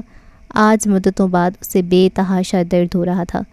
اس نے دل پہ ہاتھ رکھ کر آنکھیں موند لیں، گردن ڈھلکا دی۔ پانی کی پھوار اب اس کے بال گیلے کر رہی تھی۔ میرا ساتھ نہ تھی، مگر برتھ ڈے پہ کال کر لیتی تھی، عید پہ مبارک دے دیتی تھی۔ اور ایزل، کوئی اسے ایزل سے کیسے دور کر سکتا تھا؟ کئی لمحے خالی اس ذہنی کے عالم میں وہاں بیٹھے رہنے کے بعد وہ اٹھ کر اپنے کمرے میں آیا تھا، دراز سے چند گولیاں نکال کر پھانک لیں، اپنے بیڈ پہ گھٹنے سینے سے لگا کر لیٹ گیا اور بتیاں بجھا دیں۔ ایک لمبے عرصے بعد اس کی آنکھوں کے گوشے نم ہوئے تھے۔ خاندان ایک بار پھر الگ ہوا تھا۔ چند لمحے بعد اس کا ذہن تاریکی میں ڈوبتا چلا گیا۔ اندھیرا، گپ اندھیرا، نہ کوئی غم نہ تکلیف۔ ایک بسمل کو اب جائے فرار مل چکی تھی۔ اسپین، خوبصورتی کا سمبل، خزاں کا مرکز، توجہ کا طالب اور سیاحوں کا دل۔ سگارڈا فیمیلا یہ بارسلونا میں واقع ایک قدیم عمارت ہے۔ گو کہ یہ عمارت آج تک اپنے تکمیلی مراحل کو نہیں پہنچ سکی، مگر ایک دنیا ہے جو اس کے سائے میں کھڑے ہو کر گردن اٹھائے اسے دیکھتی ہے اور دیکھتی رہتی ہے۔ بنیادی طور پہ یہ ایک چرچ ہے، لیکن اس کے کافی حصے ہیں جہاں شاندار آرکیٹیکچر سیاحوں کو خوش آمدید کہتا ہے۔ عمارت کے اندر آؤ تو گردن اونچی کیے مہدی کمبیر مسمرائی سا اس آرٹ کو تک رہا تھا جو اس عمارت کی چھت پہ کنندہ تھی۔ اس کی لبوں پہ مسکراہٹ تھی اور آنکھوں میں چمک۔ یہ کہانی کا بسمل مہدی نہیں تھا، یہ خوش تھا، آزاد اور پرسکون سا۔ یکدم اس کا فون تھرتھرایا۔ اسی پل ہال کی لائٹس ایک لمحے کو بند ہوئیں، اندھیرا سا چھایا اور اسی اندھیرے میں مہدی کے لیے یکدم ڈھیر ساری روشنی چھا گئی۔ واٹس ایپ پہ زینیا حاکم کی کال تھی۔ اس نے اچنبے اور کچھ مسرت کے عالم میں سبز دائرے کو سلائیڈ کر کے کال کا جواب دیا۔ ہال کی روشنی واپس آ گئی تھی۔ آج سورج یقیناً مغرب سے نکلا ہوگا۔ زینیا حاکم بندہ ناچیز کو کال کر رہی ہے۔ آئینے کے آگے کھڑی زینیا حاکم نے آنکھیں میچ لیں۔ یہ ایک آکورڈ لمحہ تھا۔ میں نے تم سے کہا تھا جب میں چلا جاؤں تو بہت یاد آتا ہوں، میری تصاویر لے لینی چاہیے تھی۔ سچ تھا، زینیا کے منہ سے کچھ سخت سنے بغیر اس کا دن نہیں گزرتا تھا۔ زینیا نے دانت پہ دانت جما کر ضبط کیا۔ آپ کی USB میرے پاس ہے۔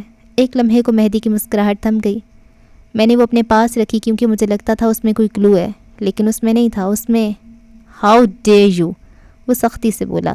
تمہاری ہمت کیسی ہوئی اسے کھولنے کی؟ تمہارے اندر تمیز نامی کوئی چیز نہیں ہے؟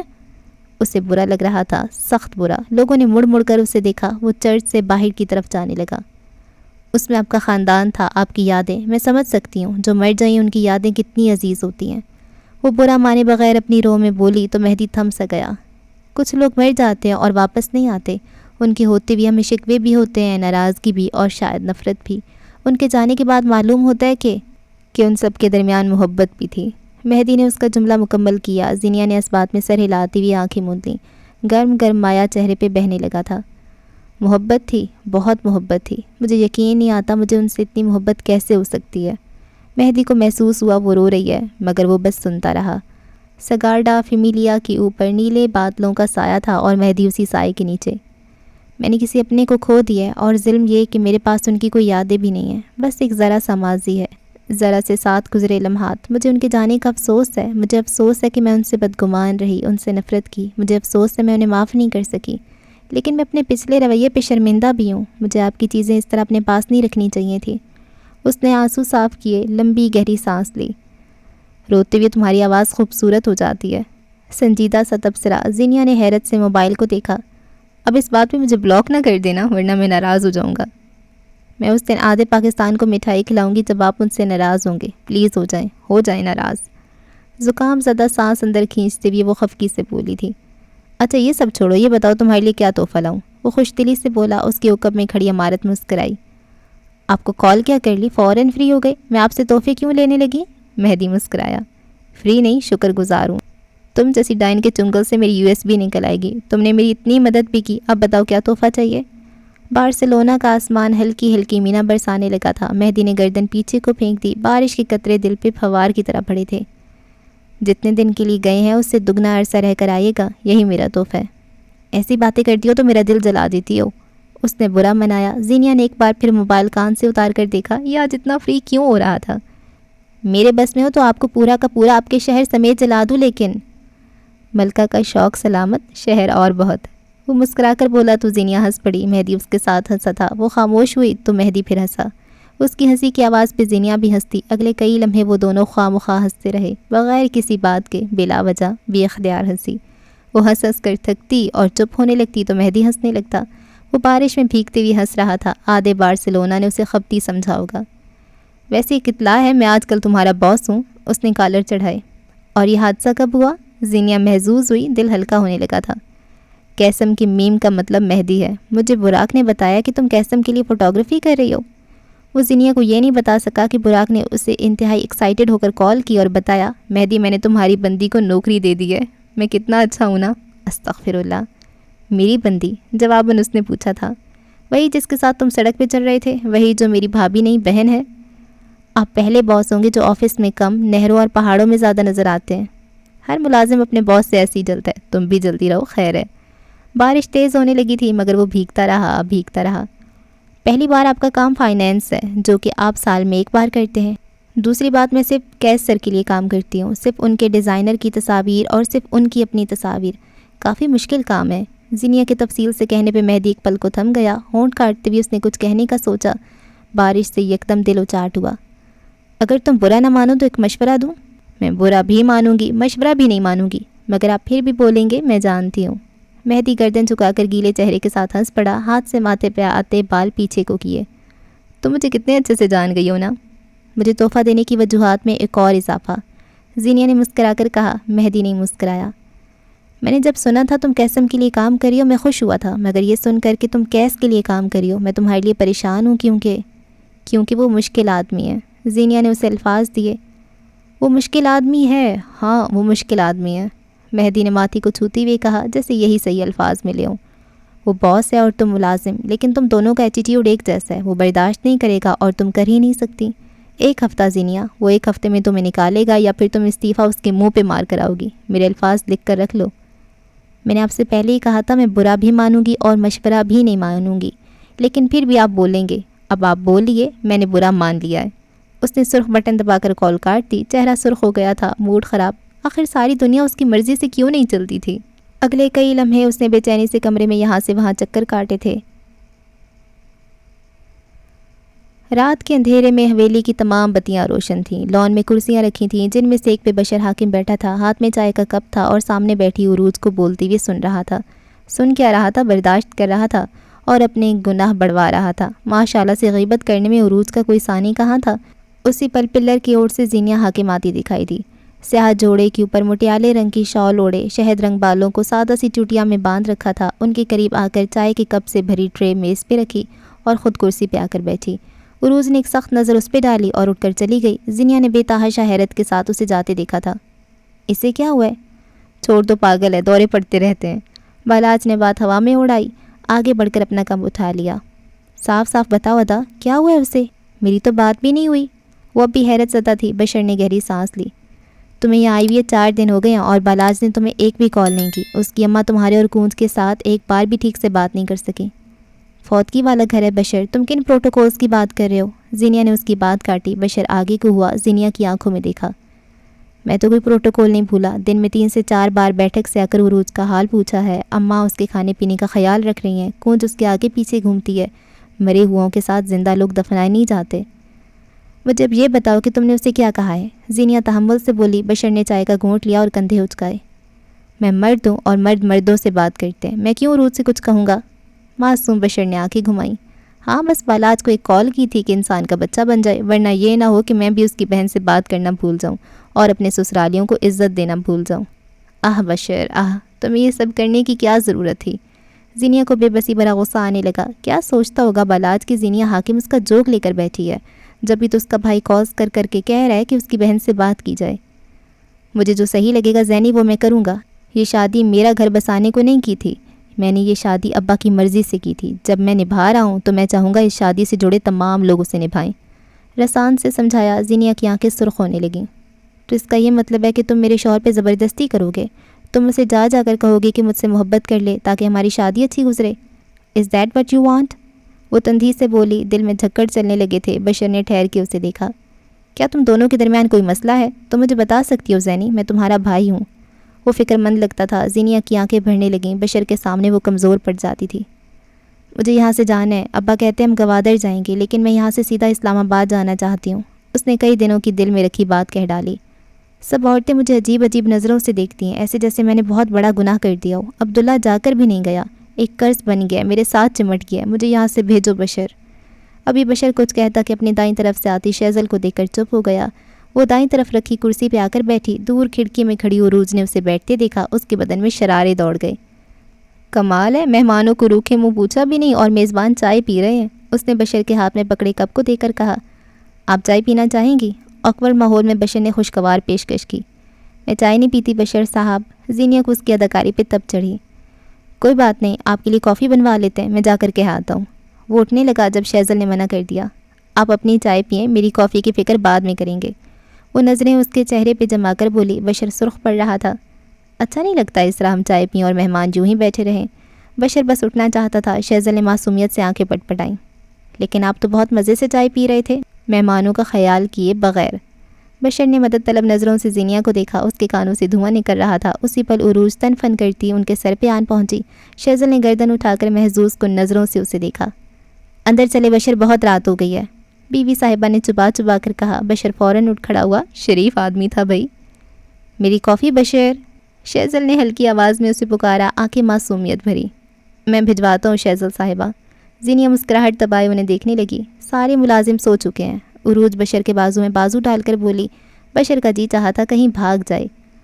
ملازم سو چکے ہیں تو کیا ہوا؟ بشر آپ کو کافی بنانی نہیں آتی؟ شیزل نے آنکھیں جھپکائیں۔ اب بس عروج کی برداشت کی بس ہو چکی تھی۔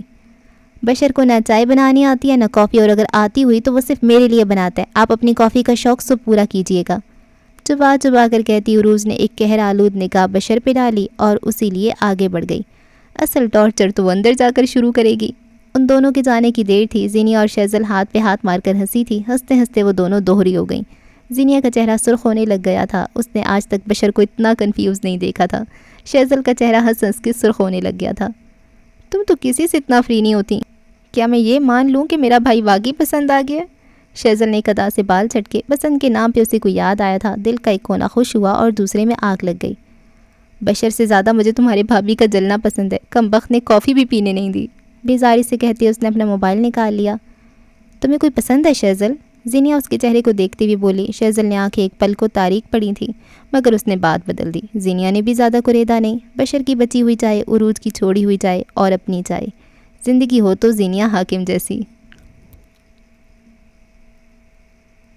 حاتم نواب کے قتل کے 15 دن بعد قیسم کی عمارت کے اندر ہلچل سی مچی ہوئی تھی۔ امپلائی بھاگم بھاگ اپنے کام کرتے نظر آ رہے تھے۔ کئی تو ایک کونے میں کھڑے قیسم کی نیو ایئر پارٹی کے لیے ملبوسات، جیولری اور جوتے ڈیزائن کر رہے تھے۔ قیسم میں سال کا سب سے خوبصورت دن یہی ہوتا تھا۔ ان سب کو چھوڑ کر تیسری منزل کی لفٹ کی طرف آؤ تو لوہے کے پٹ آپس میں جدا ہوئے، گردن تانے ہوئے ڈیزائنرز اپنے اپنے آفیسز کو روانہ ہو گئے۔ گہری سانس لیتے ہوئے زینیا حاکم بھی لفٹ سے باہر نکل آئی، ڈھیلے ڈھالے نیلے رنگ کے لانگ کوٹ کے ساتھ، خاکی رنگ کا ٹراؤزر اور گلے میں سٹول، بالوں کو جوڑے میں باندھ کر بیچ میں پینسل لٹکا رکھی تھی، کندھے پہ بیگ ٹنگا تھا۔ چھوٹے چھوٹے قدم لیتی وہ کیس کے آفس کا دروازہ نوک کرتی ہوئی اندر داخل ہوئی۔ وہ جو منی مجسمے کے اوپر کوئی کپڑے کا ٹکڑا رکھے ہوئے تھا، زینیا کو دیکھ کر رک گیا، لب تنزیہ مسکراہٹ میں ڈھلے۔ کاہن صاحبہ آئی ہیں آج تو؟ پچھلی بار آپ کو فوراً پتہ چل گیا تھا کہ میں بلاک کا شکار ہوں، آج مجھے دیکھ کر آپ کو کیا پتہ لگا ہے میدام؟ وہ کرسی پہ ٹیک لگائے ٹانگ پہ ٹانگ چڑھائی ہوئے تھا۔ زینیا چند لمحے اسے دیکھتی رہی، پھر آگے بڑھائی۔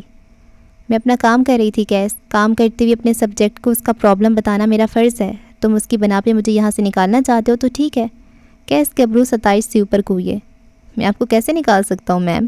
وہ یہ نہیں کہہ سکا کہ میں نکالتا نہیں ہوں. وہ مسکرا کر آگے کو ہوا. میں رہنا مشکل کر دیتا ہوں. جیسے وہ اب کرنے والا تھا. اپنے دائیں طرف کھڑی حدیبیہ کو سامنے آنے کا اشارہ کیا. وہ آئی, میز پہ رکھے کاغذات اٹھائے اور کہنے لگی, مس زینیہ حاکم, آپ کے کانٹریکٹ میں شق نمبر 24 میں صاف صاف لکھا ہے کہ نہ ہی آپ اور نہ ہی آپ کا سبجیکٹ, آپ دونوں میں سے کوئی بھی ایک دوسرے کے پرسنل معاملات میں دخل نہیں دے گا. مسٹر کیس کا بلاک ان کا پرسنل معاملہ تھا, لیکن آپ نے اس کی بات کر کے انہیں غیر کمفرٹیبل کیا, جس کا ہرجانہ ہے کہ آپ کی پیمنٹ میں سے 20% کاٹ دیا جائے گا.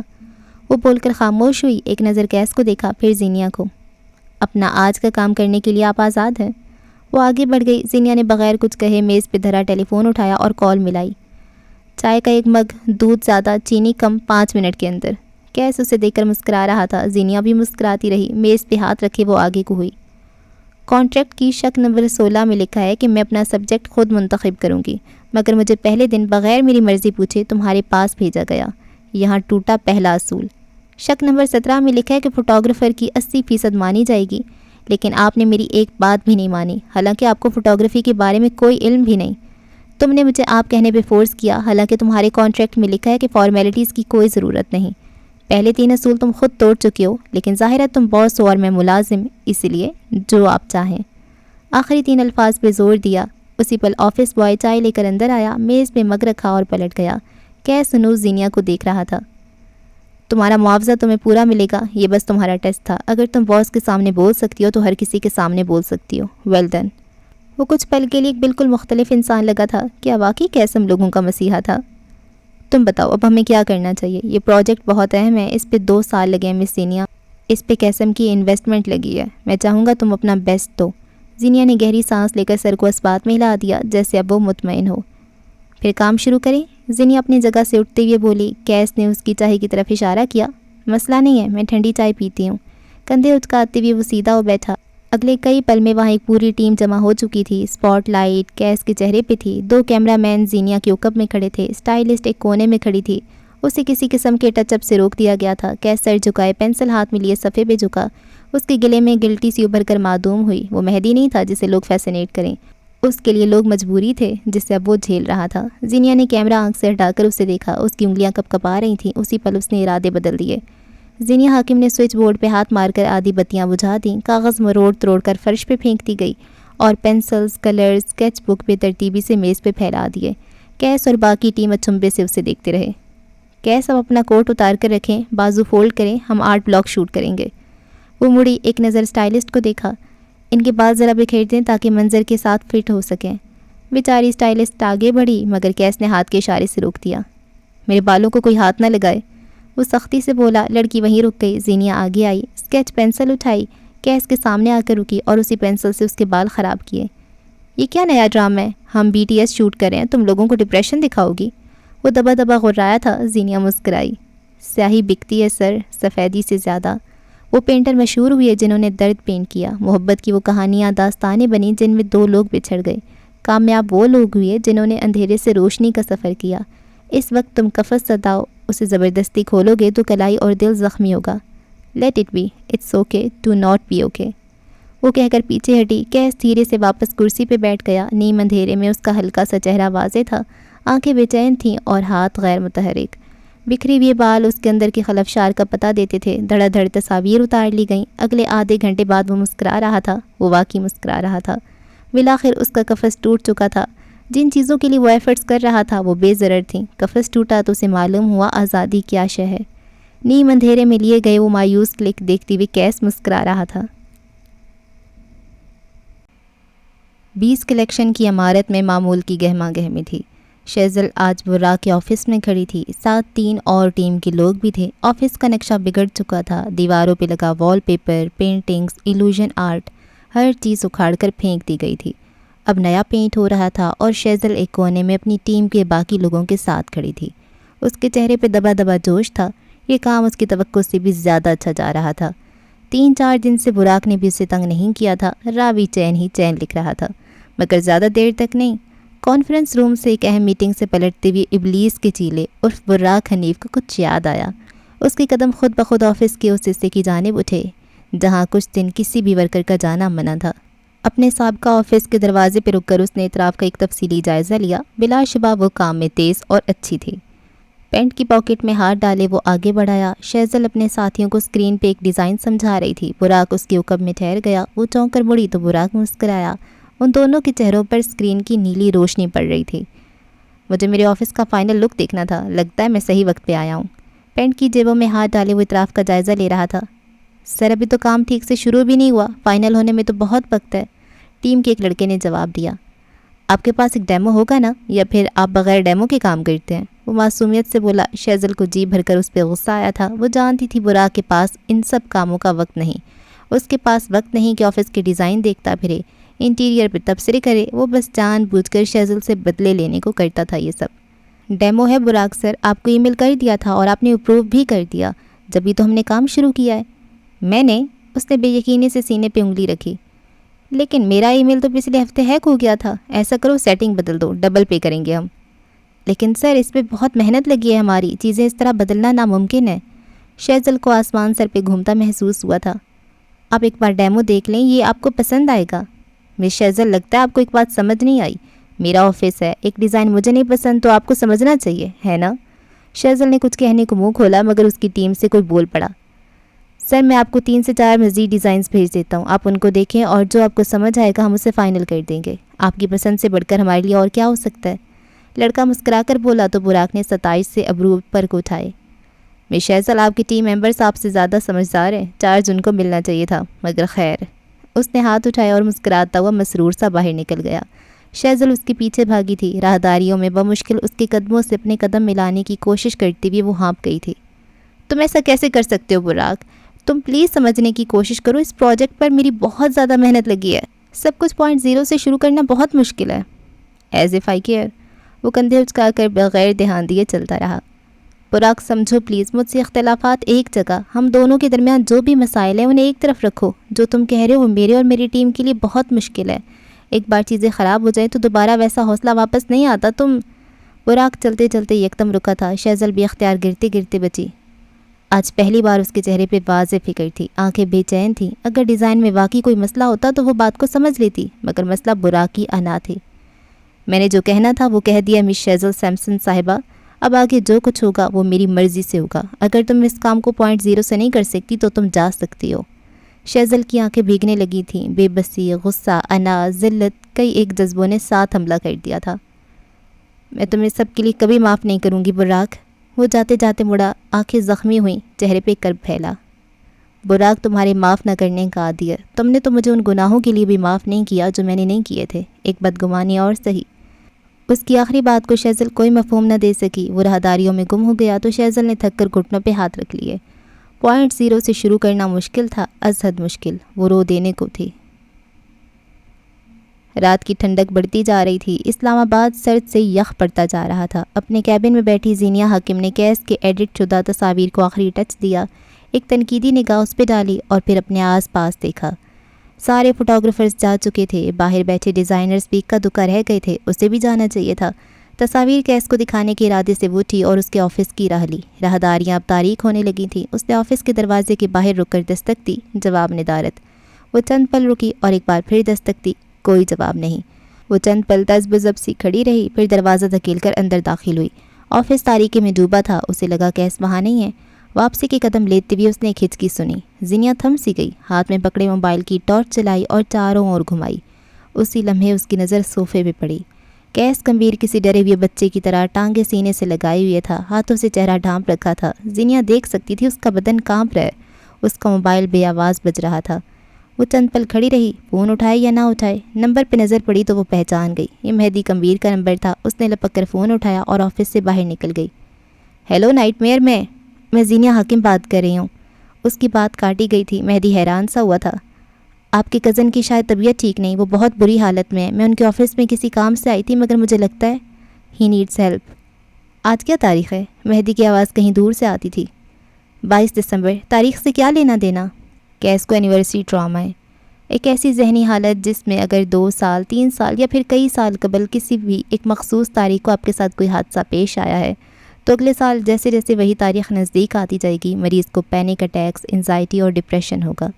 ماضی کا ٹراما فلیش بیکس کی صورت یاد آتا رہے گا۔ یہ صورتحال زیادہ عرصہ نہیں رہ پاتی۔ اگر مریض اپنے ساتھ مخلص ہو اور وہ ایک عام میموری رکھنے والا انسان ہو یا پھر وہ تھیراپی لیتا ہو۔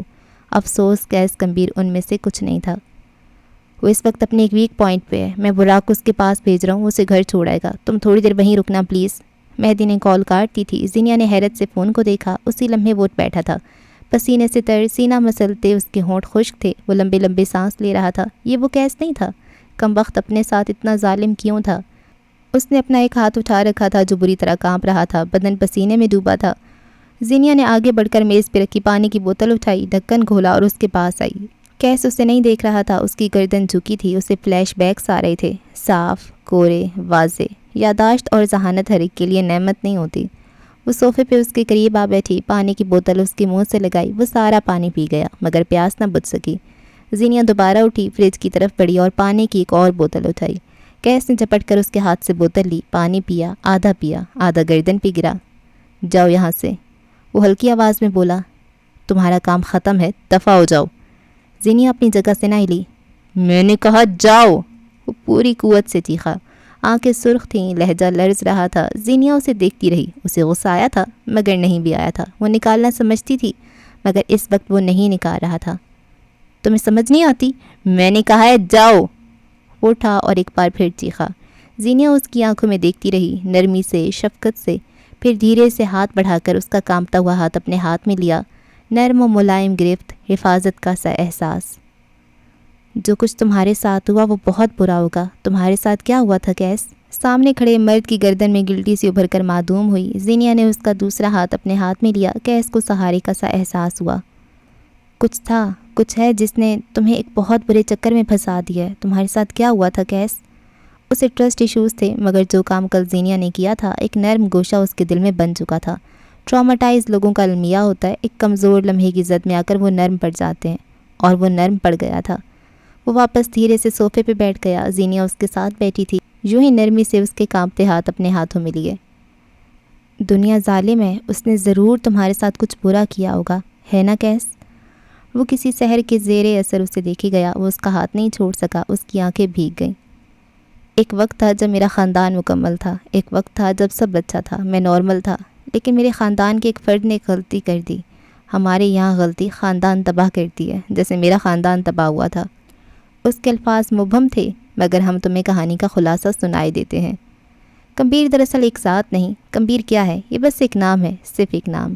قیس زمان کے دادا کا آخری نام، جسے موجودہ وقت میں سرنیم کی طرح استعمال کیا جا رہا ہے۔ کہانی تمہیں کئی سال پیچھے لے جاتی ہے، جہاں سے مسائل کی شروعات ہوئی تھی۔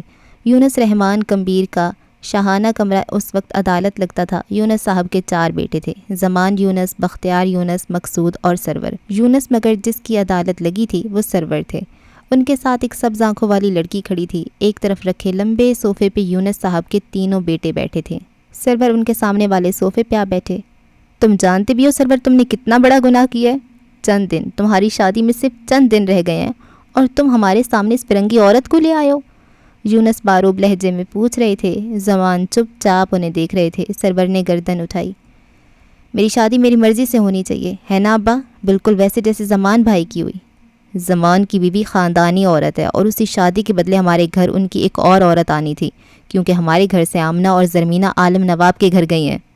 تمہاری 2 بہنوں کی شادی اسی گھر میں ہوئی ہے سرور، جہاں کی لڑکی سے تم نے دستبرداری دی ہے۔ تمہاری 2 بہنیں سرور، تم جانتے ہو ہم کس مصیبت میں ہیں؟ تم نے شادی کر لی، تم ایک بیٹی اور ایک بیٹے کے باپ بن چکے ہو۔ تم جانتے ہو یہ کیا ہے؟ اب کہ وہ غرائے تھے، زمان نے ان کے کندھے پہ ہاتھ رکھا۔ تم نے جو کرنا تھا وہ کر لیا سرور۔ زمان بولے تو باقی بھائیوں نے انہیں دیکھا۔ وہ جب بات کرتے تھے تو باقی بس سنتے تھے۔ پلنگ کے ایک کونے میں بیٹھا بچہ بھی مسکرا کر اپنے باپ کو دیکھنے لگا۔ اسے اپنے باپ کا بولنا پسند تھا۔ ہم کل عالم نواب کے گھر جائیں گے، ان سے معافی مانگیں گے کیونکہ ہم نے وعدہ توڑا ہے۔ تم اپنی بیوی کو الگ گھر میں رکھو گے کیونکہ یہی روایت ہے۔ غیر خاندان کی عورت تمہاری بیوی بن سکتی ہے، ہمارے خاندان کی بہو نہیں۔ تمہارا بیٹا انس، وہ تمہارا وارث نہیں ہوگا، تمہارا وارث وہ ہوگا جو خاندان کی عورت سے ہوگا۔ یہی روایات ہیں اور تم انہی پہ عمل کرو گے، اور اگر نہیں کیا… وہ ایک پل کو رک گئے۔ تمہیں بچا لوں گا اس نحوست سے جو تمہارے ساتھ چمٹ گئی ہے۔ پلنگ پہ بیٹھے عبداللہ نے پہلی بار یہ لفظ اپنے باپ کے منہ سے سنا تھا اور اسی پر ذہن میں محفوظ کر لیا۔ بچوں کے دل اور دماغ پاک ہوتے ہیں، کورا پنا وہاں پہلا لفظ وہ درج کرتے ہیں جو ان کے سربراہ ہوتے ہیں۔ تم کل وہ سب کرو گے جو میں چاہوں گا، اور اگر نہیں کیا تب وہ ہوگا جو تم نے کبھی نہیں چاہا ہوگا۔ میرا بیٹا اور میری بیوی میری ذمہ داری ہیں۔ میں نے شادی سے پہلے اپنی بیوی سے وعدہ کیا تھا کہ میں دوسری شادی نہیں کروں گا، اور میں اب بھی اپنے وعدے پہ قائم ہوں۔ وہ آگے آیا، لیانا اپنی جگہ پہ بیٹھی رہیں۔ زمان کے سامنے رک کر سرور نے ان کے کندھے پہ ہاتھ رکھا۔ آپ کا حکم میرے لیے فرض کا درجہ رکھتا ہے، اگر میرے لیے واقعی فکر مند ہیں تو راستہ نکالیں، مجھے فرار کی راہیں نہ دیں۔ زمان خاموشی سے انہیں دیکھتے رہے۔ بیڈ پہ بیٹھا 10 سالہ عبداللہ زمان اپنے باپ کے چہرے کے اتار چڑھاؤ دیکھ رہا تھا۔ یہ وہ لمحہ تھا جب اسے سبز آنکھوں والی یہ عورت بالکل زہر لگی، ہاں کیونکہ وہ اس کے بابا کو بری لگی تھی۔ اگلے دن زمان کمبیر نے واقعی حل نکالنا چاہا تھا، مگر عالم نواب کی لاڈلی بیٹی اور حاکم نواب سمیت 4 بھائیوں کی بہن اپنے منگیتر سرور یونس کی شادی کرنے کے غم میں خودکشی کر چکی تھی۔ حالات ایسے بدلے کہ انہیں ٹھیک کرنا ناممکن سا ہو گیا۔ ہر انسان کے پاس درد بیان کرنے کے لیے مختلف الفاظ ہوں گے، میرے پاس صرف چند ہیں۔ ذلت، ہاں ذلت درد ہے، دنیا کا سب سے بڑا درد۔ چند سال قبل میرے خاندان نے بہت بڑی ذلت اٹھائی تھی۔ عالم نواب کی حویلی میں ماتم برپا تھا۔ جس بیٹی کی چند دن بعد شادی تھی اسی کا جنازہ اٹھایا جا چکا تھا۔ انسان موت قبول کر لیتے ہیں مگر الزام ضرور دیتے ہیں، کبھی بیماری، کبھی ڈاکٹر، کبھی معاشی حالات، اور کبھی کاش آپ تھوڑی دیر پہلے آ جاتے۔ عالم نواب کی بیٹی کی موت کا الزام سرور یونس پہ آیا تھا۔ بدلے میں حاکم نواب اور ان کے چھوٹے بھائیوں نے اپنی بیویوں کو گھر سے نکال دیا۔ وٹے سٹے کی شادیاں 4 لوگوں سے جڑی ہوتی ہیں، ایک غلطی اور 4 زندگیاں تباہ۔ جس طرح حاکم نواب اور ان کے بھائی کی زندگی خراب ہو رہی تھی، ان کی بیویوں کے بھائی کی وجہ سے اپنی بہن کھونا ان کے حواس معطل کر دینے کو کافی تھا۔ یہاں جب 2 بہنیں واپس آئیں تو زمان اور سرور بے اختیار پریشان ہو بیٹھے۔ ہر طرح کی صلح صفائی کی کوشش کی گئی، آمنہ بیگم سے ان کا بچہ تک چھین لیا گیا تھا۔ زمان بہن کو دیکھتے تھے تو جی جلتا تھا، اور اسی طرح سوئم کے بعد جرگہ بیٹھا۔ جرگے کے بڑوں نے فیصلہ کیا اور بوڑھا زمانہ شناس اب فیصلہ سنا رہا تھا۔ جرگہ اس نتیجے پہ پہنچا کہ یونس رحمان نے اول تو زبان کا پاس نہ رکھا اور اپنے بیٹے کو بغیر نکاح کے جو کہ ہونا طے تھا کسی دوسرے ملک بھیج دیا۔ دوئم اپنی 2 بیٹیوں کی شادی کروا دی، حالانکہ وہ جانتے تھے کہ ان کا بیٹا سرور اپنی بہنوں کی شادی کے بعد ہر بیڑی سے آزاد ہو جائے گا۔ اور تیسرا، جب انہیں معلوم ہو گیا کہ ان کا بیٹا کسی غیر ذات کی عورت سے شادی کر چکا ہے، تب انہوں نے بجائے روبرو آنے کے بات کو چھپایا، اپنے بیٹے کے گناہوں پہ پردہ ڈالا۔ وہ سانس لینے کو رکے۔ حاکم نواب کی سرخ آنکھیں سرور کمبیر پہ جمی تھیں اور حاتم نواب اسے دیکھ رہے تھے جو بساط کا سلمہرا تھا۔ زمان، وہ جو چالے پلٹ سکتا تھا، وہ جو تخت پلٹ سکتا تھا، جس کے فکرے تقاریر پہ بھاری ہوتے تھے، مگر آج وہ اپنے بھائی کی محبت میں چپ رہا۔ اس کے علاوہ وٹے سٹے کی شادیوں کا رواج ہوتا ہے کہ جیسے سلوک یہاں کیا جائے گا ویسا ہی وہاں کیا جائے گا۔ اسی اصول پہ عمل کرتے ہوئے جب حاکم نواب اور خالق نواب نے اپنے گھر والیوں کو واپس ان کے میکے بھیجا، تب زمان یونس عالم نواب کے گھر گھس کر آئے۔ ان کے اکلوتے وارث بشر حاکم کو اٹھایا اور اپنے گھر لے آئے۔ یہ ظلم اور چڑھائی نہیں تو کیا ہے؟ یہ روایات سے بغاوت نہیں تو کیا ہے؟ اب یا تو سرور اپنی بیوی کو طلاق دے کر اپنی مرحوم منگیتر کی بہن سے شادی کریں گے، یا پھر اس گاؤں سے نکالے جائیں گے اپنے خاندان سمیت۔ یہاں زمان کمبیر نے جبڑے بھینچ لیے تھے۔ وہ جانتے تھے بات حد سے آگے نکل چکی ہے۔ ایک لڑکی کو کئی سال اپنے بیٹے کے نام پہ بٹھا کے پھر اسے اپنی بہو نہ بنانا، یہاں آپ حد تک عزت کے لیے مجرم ہیں۔ لڑکی کا خودکشی کر لینا بجا تھا، کیونکہ اس کے لیے رشتے نہیں آتے جنہیں ان کے منگیتر چھوڑ دیں، اس لیے آپ قتل کا دیت بھی ادا کریں گے۔ دیت کی صورت آپ کی زمین دینی ہوگی۔ فیصلہ ہو چکا ہے، اب اگر کوئی خلاف جائے گا تو برادری اس کے خلاف ہوگی، اور اگر آپ فیصلہ نہیں مانتے تو عالم نواب اور ان کے بیٹوں کو حق ہے کہ وہ سرور کمبیر کو جہاں دیکھیں غیرت کے نام پہ قتل کر دیں۔ لفظ قتل زمان کمبیر کے دل پہ برچھی کی طرح چبھا تھا۔ چند پل خاموشی رہی۔ جرگے کے اس ہجوم میں اپنے باپ کے ساتھ بیٹھا عبداللہ پلکیں جھپک کر اپنے باپ کو دیکھ رہا تھا، اس کے عظیم بابا۔ مقصود زمان کے کان کے پاس جھکے۔ ہم ان کی بات نہیں مان رہے، اپنا گھر اپنے کام چھوڑ کر ہم کہیں نہیں جا رہے۔ جنگ بندی نہیں ہوگی، کوئی صلح نہیں ہوگی، آنے دو ان کو، سرور سے پہلے میں ان کا خاندان ختم کر دوں گا۔ زمان نے انہیں نہیں دیکھا، وہ حاتم نواب کو دیکھ رہے تھے، سرد شفاق نظریں۔ حاتم جانتے تھے انہوں نے کیسے پتہ پھینکا ہے۔ زمان موت پسند کر سکتے تھے، اپنی جگہ سے ہٹنا نہیں، مگر خون کے رشتوں کے لیے اصول بدل لینے چاہیے۔ اس دن عبداللہ نے اپنے باپ کو دیکھا، خاندان کے لیے قربانی دیتے ہوئے۔ زمین جائیداد گھر سب چھوڑا جا سکتا ہے، بھائی بازو ہوتے ہیں، تم نے کسی انسان کو اپنا بازو کاٹتے دیکھا ہے؟ زمان بس اتنا بولے۔ ان کے پاس بیٹھے قیس نے غور سے ان کی باتیں سنی۔ اس کے بعد انہوں نے جرگے کے لوگوں سے بات کی تھی۔ چونکہ گاؤں میں ان کی زمینیں تھیں تو یہ طے پایا کہ ان 4 بھائیوں میں سے 3 گاؤں چکر لگا سکتے ہیں، حویلی میں آ کر رہ بھی سکتے ہیں، مگر جس دن سروریا اس کی بیوی بچے اس گاؤں میں آئے، صلح ختم، جنگ شروع۔ مگر صلح بندی ایک دن ختم ہوئی تھی اور بہت بری طرح ہوئی تھی۔ جنگوں نے پھر کب کسی کو سکون پہنچایا ہے؟ میں بہت چھوٹا تھا جب مجھے معلوم ہوا کہ میرے خاندان میں ایک غیر ضروری اضافہ ہوا ہے۔ وہ عورت جب سے آئی تھی میرا سارا خاندان پریشان ہو گیا تھا۔ وہ کوئی بلا تھی، کوئی قرض جس نے سب نوچ لیا۔ مجھے اس کی آنکھوں سے نفرت ہے، اس کی آنکھیں، ان آنکھوں نے مجھے محبت سے نفرت سکھائی۔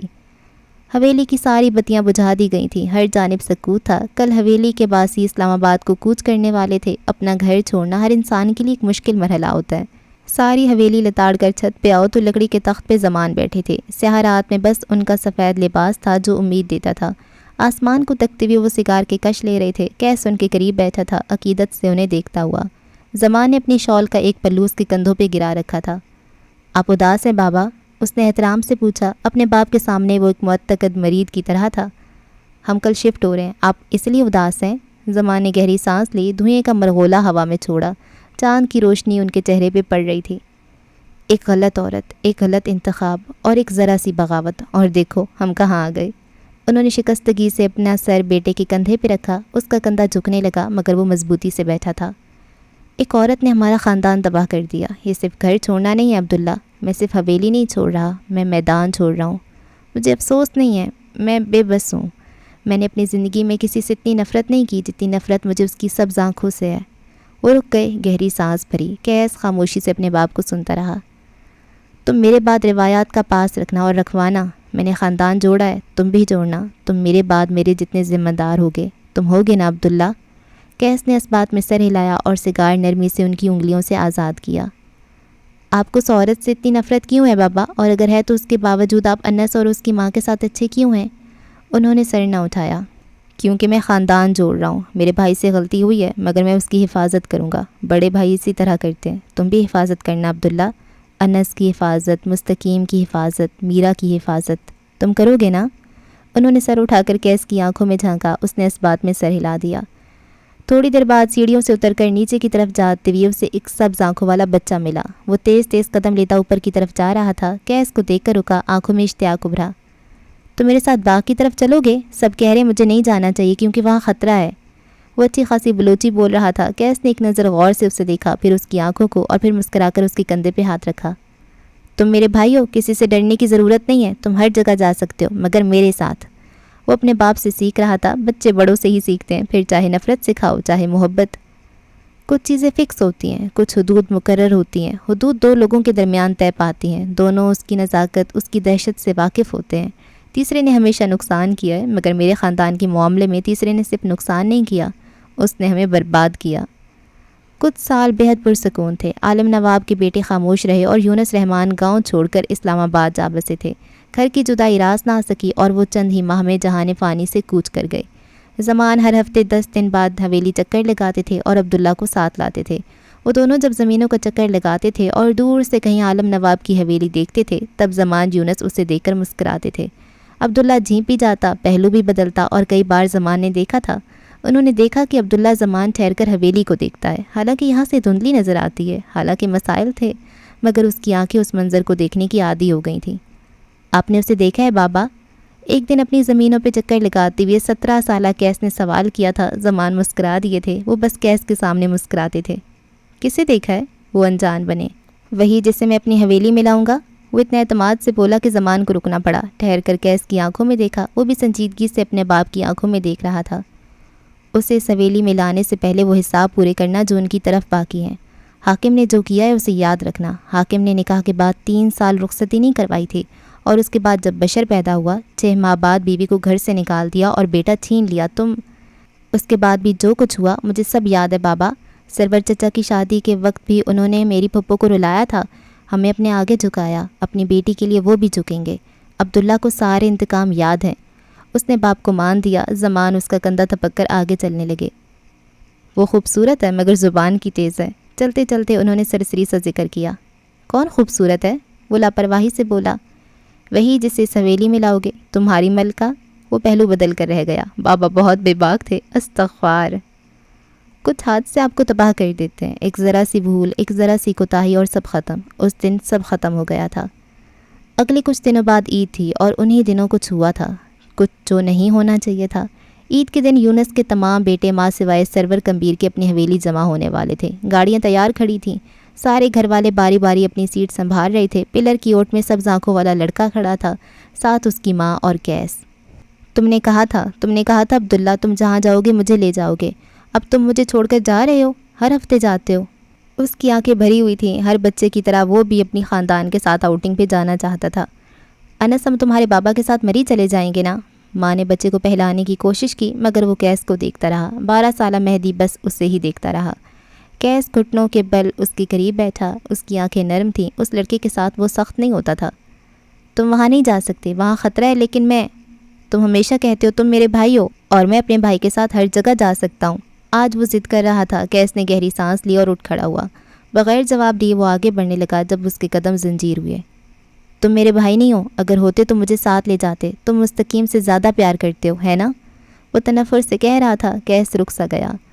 ہر دفعہ مجھے چھوڑ کر جاتے ہو، اللہ کرے اس بار واپس ہی نہ آؤ، نہ مستقیم واپس آئے، تم سب مر جاؤ۔ سبز آنکھوں والی عورت نے اس کے منہ پہ تھپڑ مارا تھا، اس کی آنکھیں آنسوؤں سے بھر گئیں۔ کیس آگے آیا، سخت نظروں سے لیانا کو دیکھا۔ آئندہ اس پہ ہاتھ نہ اٹھائیے گا ورنہ بہت برا ہوگا، وہ کہہ کر رکا۔ ایک سخت نگاہ مہدی پہ ڈالی، بہت کچھ کہنا چاہا مگر رک گیا اور پھر آگے بڑھ گیا۔ آج کے دن کے بعد یہ فکر مندی، یہ خیال، یہ محبت سب بدل جانے والا تھا۔ زندگی یو ٹرن لے رہی تھی اور یو ٹرنز کبھی کبھار ہی اچھے ثابت ہوا کرتے ہیں۔ تمام لوگ حویلی کے لیے نکل چکے تھے۔ واپس مینشن کے اندر آؤ تو سرور عید کی نماز پڑھ کر نیوز چینل لگائے بیٹھ گئے تھے۔ لیانا ان کے ساتھ بیٹھی تھی۔ مہدی اپنے کمرے میں بند تھا اور اس کی بڑی بہن اسے ان چونچلوں سے فرق نہیں پڑا کرتا تھا۔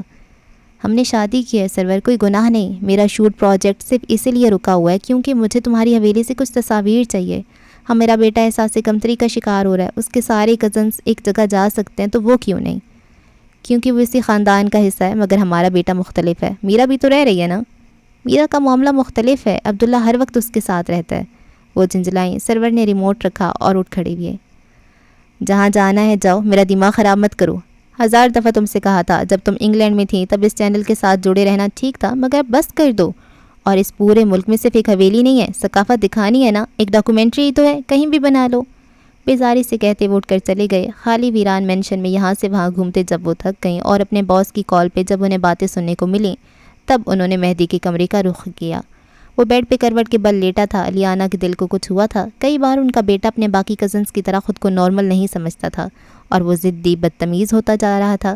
احساس کمتری اور اینگر ایشوز بڑھ رہے تھے۔ چند پل یوں ہی دروازے پہ کھڑے ہو کر وہ اسے دیکھتی رہیں، پھر آگے بڑھائیں۔ دھیرے سے اس کا رخ اپنی جانب موڑا۔ تم مجھ سے ناراض ہو انس؟ 12 سالہ مہدی رونے لگا تھا۔ ہاں، اب وہ تھک گیا تھا اکیلے رہ کر، ہر بار اپنے کزنس کو جاتے اور خود کو اس گھر میں پڑے ہوئے دیکھ کر۔ میں آپ سے ناراض نہیں ہوں، لیکن میں باقی سب کی طرح نارمل کیوں نہیں؟ ہم عید پہ، شادی پہ، کسی دعوت تقریب پہ، ہم کہیں بھی ساتھ مل کر گاؤں کیوں نہیں جاتے؟ روتی ہوئی اس کی ہچکی بن گئی۔ لاسٹ ٹائم بابا کے ایک دوست اسلام آباد آئے تھے، جب انہوں نے مجھے دیکھا انہوں نے بابا سے کہا یہ تمہارا بیٹا ہے؟ کبھی دیکھا ہی نہیں۔ کوئی مجھے نہیں جانتا ممی، سب میرے کزنس کو جانتے ہیں، سب مستقیم کو اور عبداللہ کو جانتے ہیں۔ ان سب کو اپنی پہچان کے لیے خاندان کی ضرورت ہوگی، لیکن تم اپنی پہچان بناؤ گے انس۔ ساری دنیا تمہیں دیکھے گی، سنے گی، یاد کرے گی، یہ میرا وعدہ ہے۔ وہ اسے بہلا چکی تھیں اور اگلے چند گھنٹوں میں وہ گاؤں میں قدم رکھ چکی تھیں۔ گلے میں ٹنگا کیمرہ، ایک ہاتھ سے مہدی کا ہاتھ پکڑ رکھا تھا۔ ڈرائیور ایک طرف مؤدب سا کھڑا تھا۔ مہدی اشتیاق سے گردن یہاں سے وہاں گھما کر ہر ایک چیز غور سے دیکھ رہا تھا۔ اسی لمحے انہوں نے فصلوں کی پگڈنڈی کے پار ایک حویلی دیکھی۔ اپنی ڈاکومنٹری کے لیے لیانا کو اس سے بہتر اور کچھ نہیں مل سکتا تھا۔ وہ قدم بڑھاتی چلی گئیں۔ لوگ انہیں حیرت سے دیکھ رہے تھے۔ وہ سرور کی بیوی تھی، ہر کوئی جانتا تھا۔ وہ حویلی کے قریب آئیں۔ دروازے پہ کھڑے مسلح افراد ان سے کچھ پوچھ رہے تھے۔ اسی پل گھر کے مرد باہر نکل آئے۔ لمحے کی دیر تھی، ایک لمبی گاڑی پوری رفتار سے آ کر حویلی کے دروازے پہ رکی۔ سرور کی سانس پھولی ہوئی تھی۔ حویلی کے اندر سے آتے لوگوں کے چہرے غصے سے بھرے تھے۔ سب سے زیادہ غیظ حاتم نواب کے چہرے پہ تھا۔ سرور نے تیزی سے اپنی بیوی اور بچے کو گاڑی میں بٹھایا۔ گاڑی کو روانہ کر کے وہ آگے آئے۔ حاتم نواب نے اپنے دونوں ہاتھ ان کے گلے پہ رکھے تھے۔ بہن کی لاش آنکھوں کے سامنے گھوم گئی۔ اندر سے کم عمر بشر حاکم اور اس کے باقی چچا آتے دکھائی دیے۔ جھگڑا بڑھ گیا تھا۔ دوسری جانب سرور کے گارڈز کسی طرح انہیں یہاں سے نکال لینا چاہتے تھے۔ حاکم نواب اپنے بھائیوں کو قابو کرنے کی ناکام کوششیں کر رہے تھے۔ بالآخر سرور کے گارڈز انہیں کسی طرح حاتم کے نرغے سے چھڑا چکے تھے، مگر صلح بندی ختم ہو چکی تھی۔ چند گھنٹے بعد حویلی میں ماتم تھا۔ زمان بے قراری سے یہاں سے وہاں ٹہل رہے تھے۔ سرور شدید زخمی تھے۔ مقصود، کمبیر اور بختیار بھی بے طرح سے پریشان تھے۔ اسی پل باہر گاڑیوں کے رکنے کی آواز آئی۔ صلح ختم ہو چکی تھی اور اب جو ہونا تھا اسے کوئی روک نہیں سکتا تھا۔ زمان نے ایک نظر سارے میں دوڑائی۔ ایک صوفے پہ ان کی بیوی عالم نواب کی بیٹی بیٹھی تھی۔ ان کی گود میں 11 سالہ مستقیم سر رکھے ہوئے تھا۔ دوسری طرف 5 سالہ حریم تھی، ان کی اکلوتی بیٹی۔ کیس بازو سینے پہ باندھے کھڑا تھا۔ دوسرے صوفے پہ بختیار اور ان کی بیوی بیٹھی تھیں، ان کا 6 سالہ بیٹا اور بیٹی انیسہ۔ وہ جانتے تھے مسئلہ صرف حاکم نواب کی بہن کو چھوڑنا نہیں ہے، مسئلہ اس سال عالم نواب کی فصلوں کو نہ ملنے والا پانی بھی ہے، جس میں زمان بے شک قصوروار نہیں تھے مگر مقابلے باز ضرور تھے۔ پلر کے ساتھ مقصود کھڑے تھے، ساتھ ان کی بیوی۔ وہ نئی دلہن تھیں، کم سن اور کم عمر۔ وہ بار بار اپنے شوہر کو دیکھ رہی تھیں۔ کئی بار ان کا ہاتھ میدے سے نیچے تک گیا تھا۔ ایک نئی زندگی۔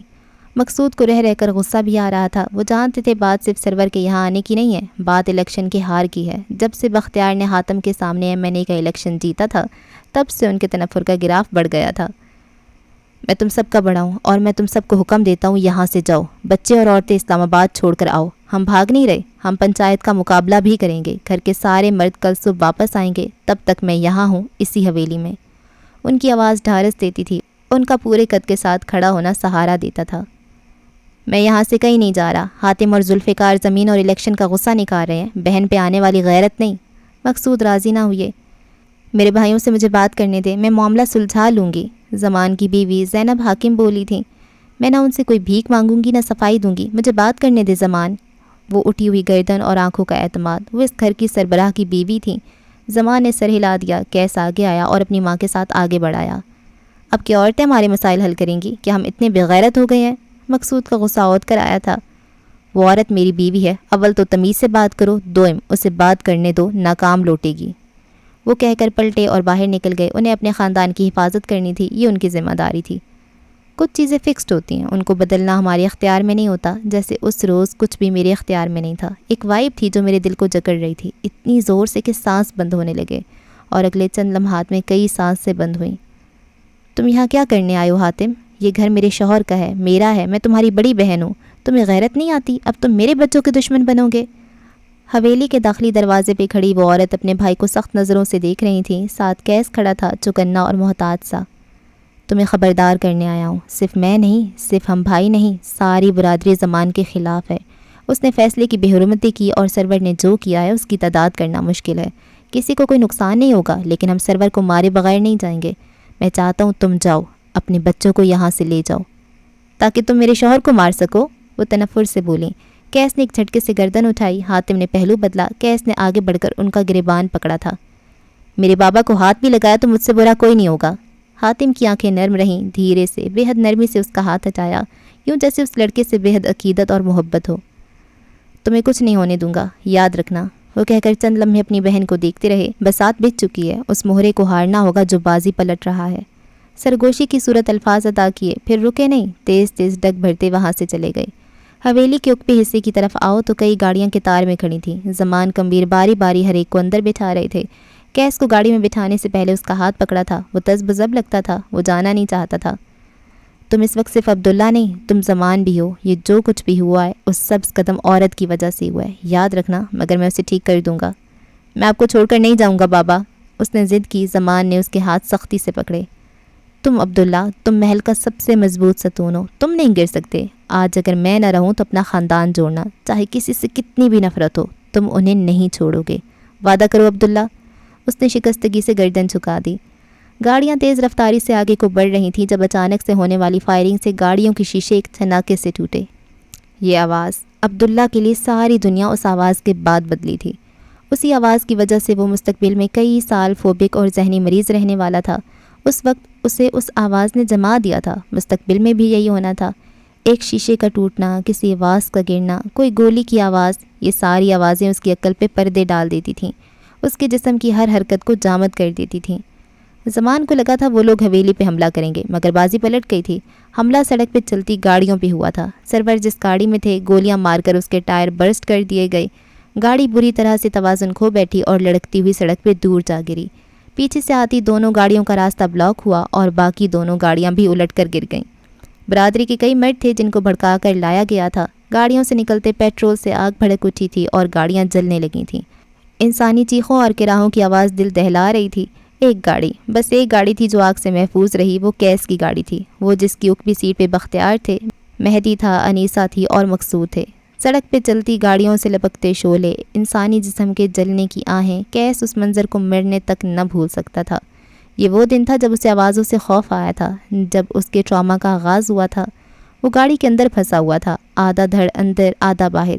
تکلیف سے آنکھیں بھر رہی تھیں۔ اس کے چچا سرور کئی لوگوں کے نرغے میں تھے، وہ مار رہے تھے، جانوروں کی طرح مار رہے تھے۔ وہ بس اسی کو مارنے آئے تھے، باقی سب کولیٹرول ڈیمیج تھے۔ اسی اثناء میں ایک اور گاڑی آ کر رکی۔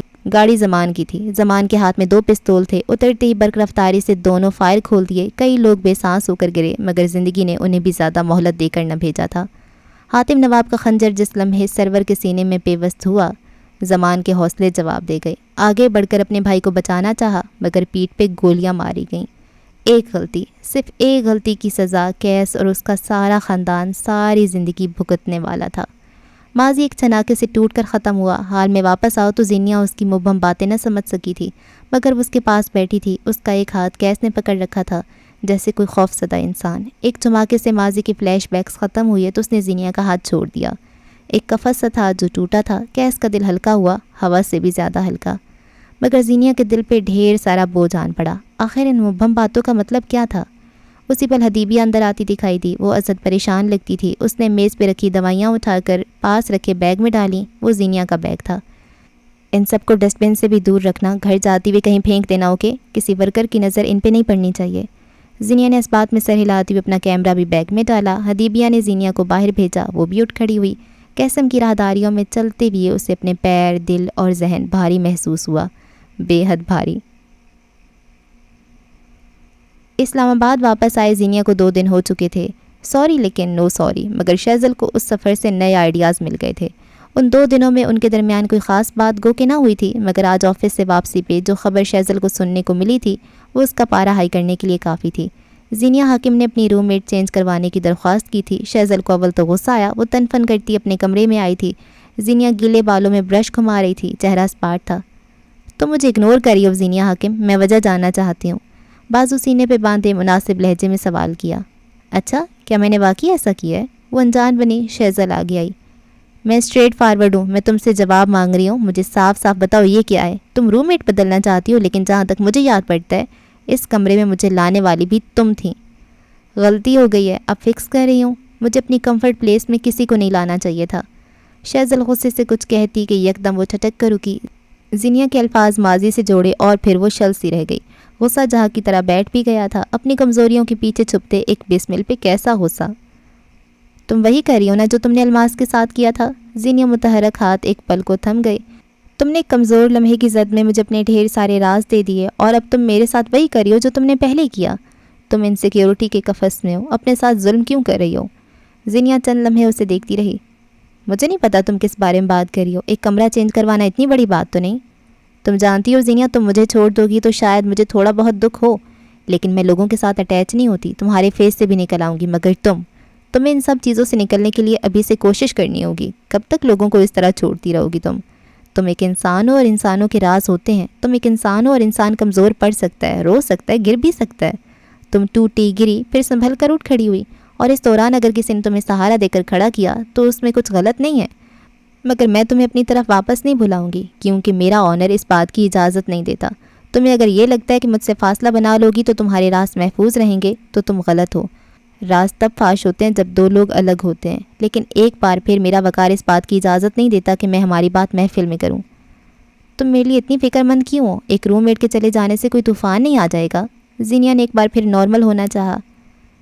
میں تمہارے لیے فکر مند کیوں ہوں مجھے نہیں پتا، میری دوستیاں لمبا عرصہ نہیں چلتی، مگر پھر بھی میں تمہارے ساتھ لمبا عرصہ رہنا چاہتی ہوں۔ جب تم ایک بسمل بن کر خود کو ہرٹ کرتی ہو تو مجھے بھی برا لگتا ہے۔ میرا خیال ہے اتنا کافی ہے، رائٹ؟ مجھے اپنی فکر کرنے والوں کی عادت نہیں ہے۔ تمہاری اس تقریر میں مجھے کوئی انٹرسٹ نہیں ہے، سو پلیز مجھے اسپیس دو۔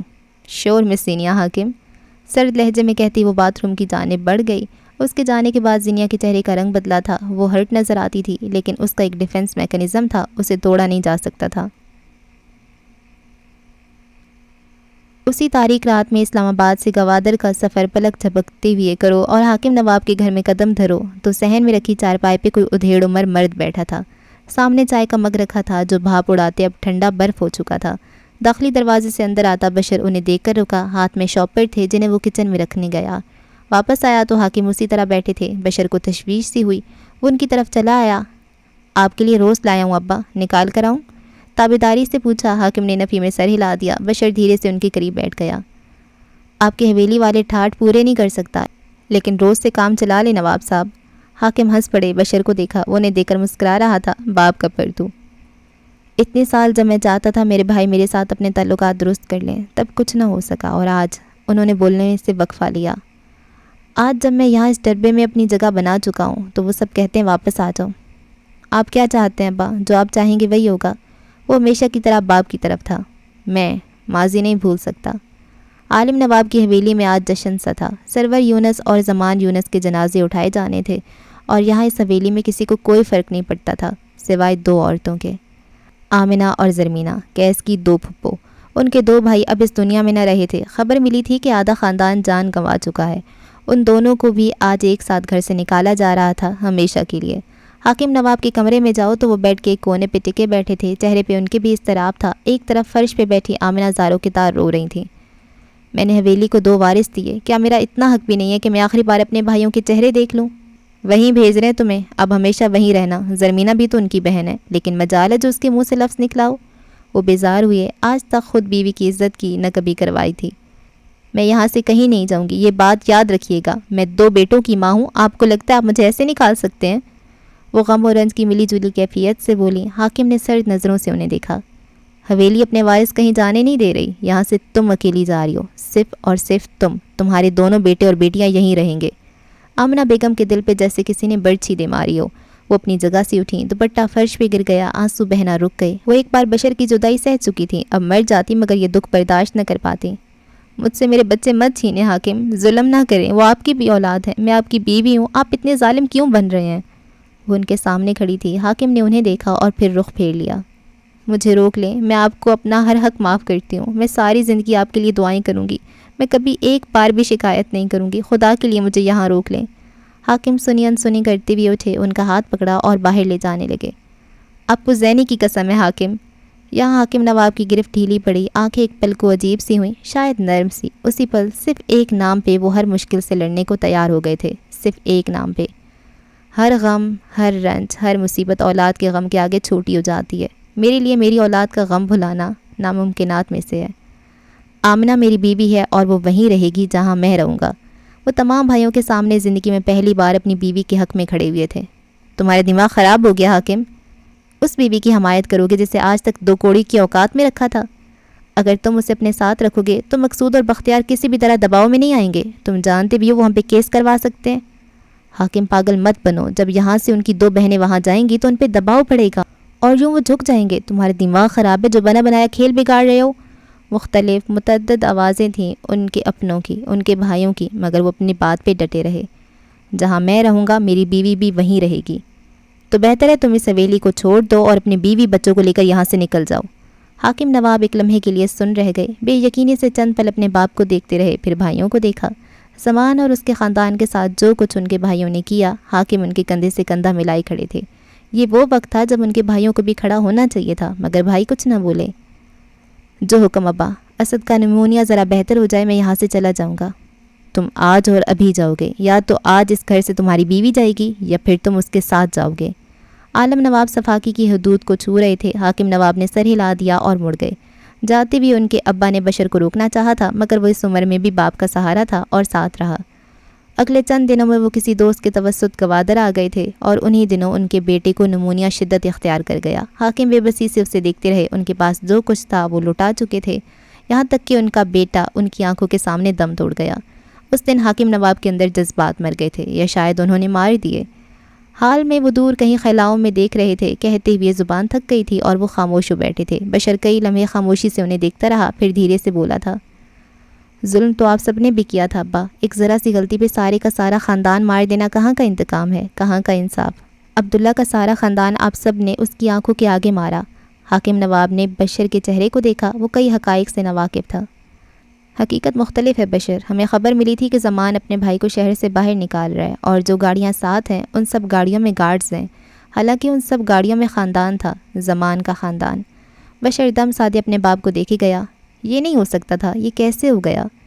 ہر جنگ میں دو فریق ہوتے ہیں اور ہر فریقین کے درمیان کچھ لوگ ہوتے ہیں جو آگ بھڑکاتے ہیں. ہمارے درمیان بھی ویسے لوگ تھے جو نہ زمان کے خاندان سے لڑ سکتے تھے اور نہ ہم سے، اس لیے انہوں نے بیچ کا راستہ استعمال کر کے ہم دونوں کو ختم کرنا چاہا. جنگیں کبھی بھی ایک فریق کے حق میں نہیں ہوئیں، جنگیں ہمیشہ تیسرے کے حق میں ہوئی ہیں. بشر نے طلسمی لمحے کے زیر اثر جملہ مکمل کیا. حاکم نواب نے سر ہلا دیا. ہمارے ساتھ برادری کے کئی لوگ تھے. گاڑیوں کو گرایا گیا اور جب ان میں آگ بھڑکی تب ہمیں لگا یہ گارڈز کی گاڑیاں ہیں. ہاں، یہ انسانیت نہیں تھی کہ گارڈز کو یوں جلنے دیا جائے، مگر ہمیں لگا تھا وہ ٹرینڈ ہیں، وہ نکل جائیں گے. ہم سے غلطی ہوئی. جس گاڑی سے ہم نے سرور کو نکالا تھا اس میں عبداللہ بھی تھا. وہ گاڑی آگ سے محفوظ رہی تھی. حاکم نواب کا لہجہ گیلا تھا. بشر اب تک کچھ بھی پروسیس نہیں کر سکا تھا. خدا کی قسم، جب میرے بھائی نے زمان اور سرور کو قتل کیا تب مجھے علم نہیں تھا کہ گاڑیوں میں زمان کا خاندان ہے. میں بس ایک گاڑی کے متعلق جانتا تھا، وہ گاڑی جس میں عبداللہ تھا. ہاں، میں چاہتا تھا عبداللہ واپس نہ آئے. ہاں، میں نے زینی کی شادی بالات سے کروائی کیونکہ میں نے اس روز عبداللہ کی آنکھوں میں انتقام دیکھا تھا.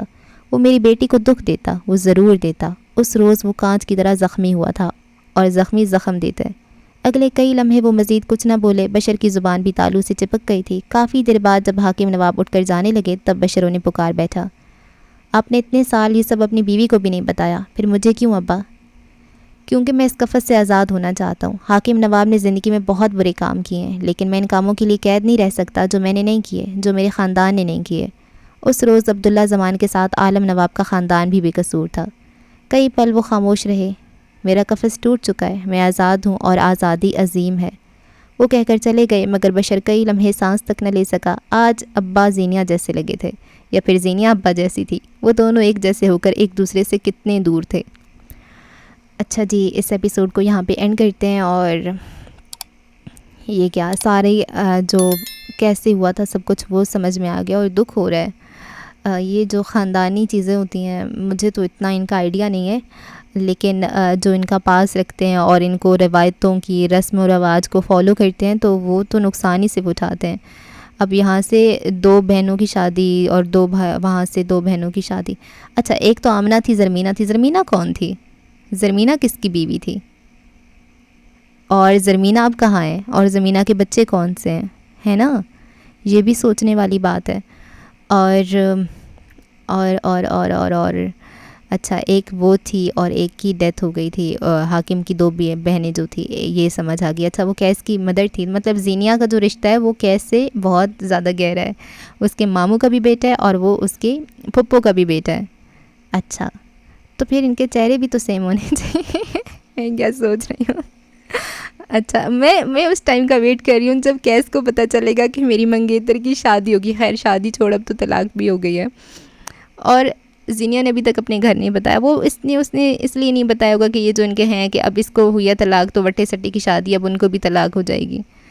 تو وہ تو بعد کی بات ہے، لیکن گھر والوں کو انفارم تو کرنا ہوتا ہے نا. میرے خیال سے اتنی بڑی بات ہے کہ آپ کے گھر والوں کو معلوم ہونی چاہیے. دیکھتے ہیں جی آگے کیا ہوتا ہے. دعاؤں میں یاد رکھیں. اللہ حافظ.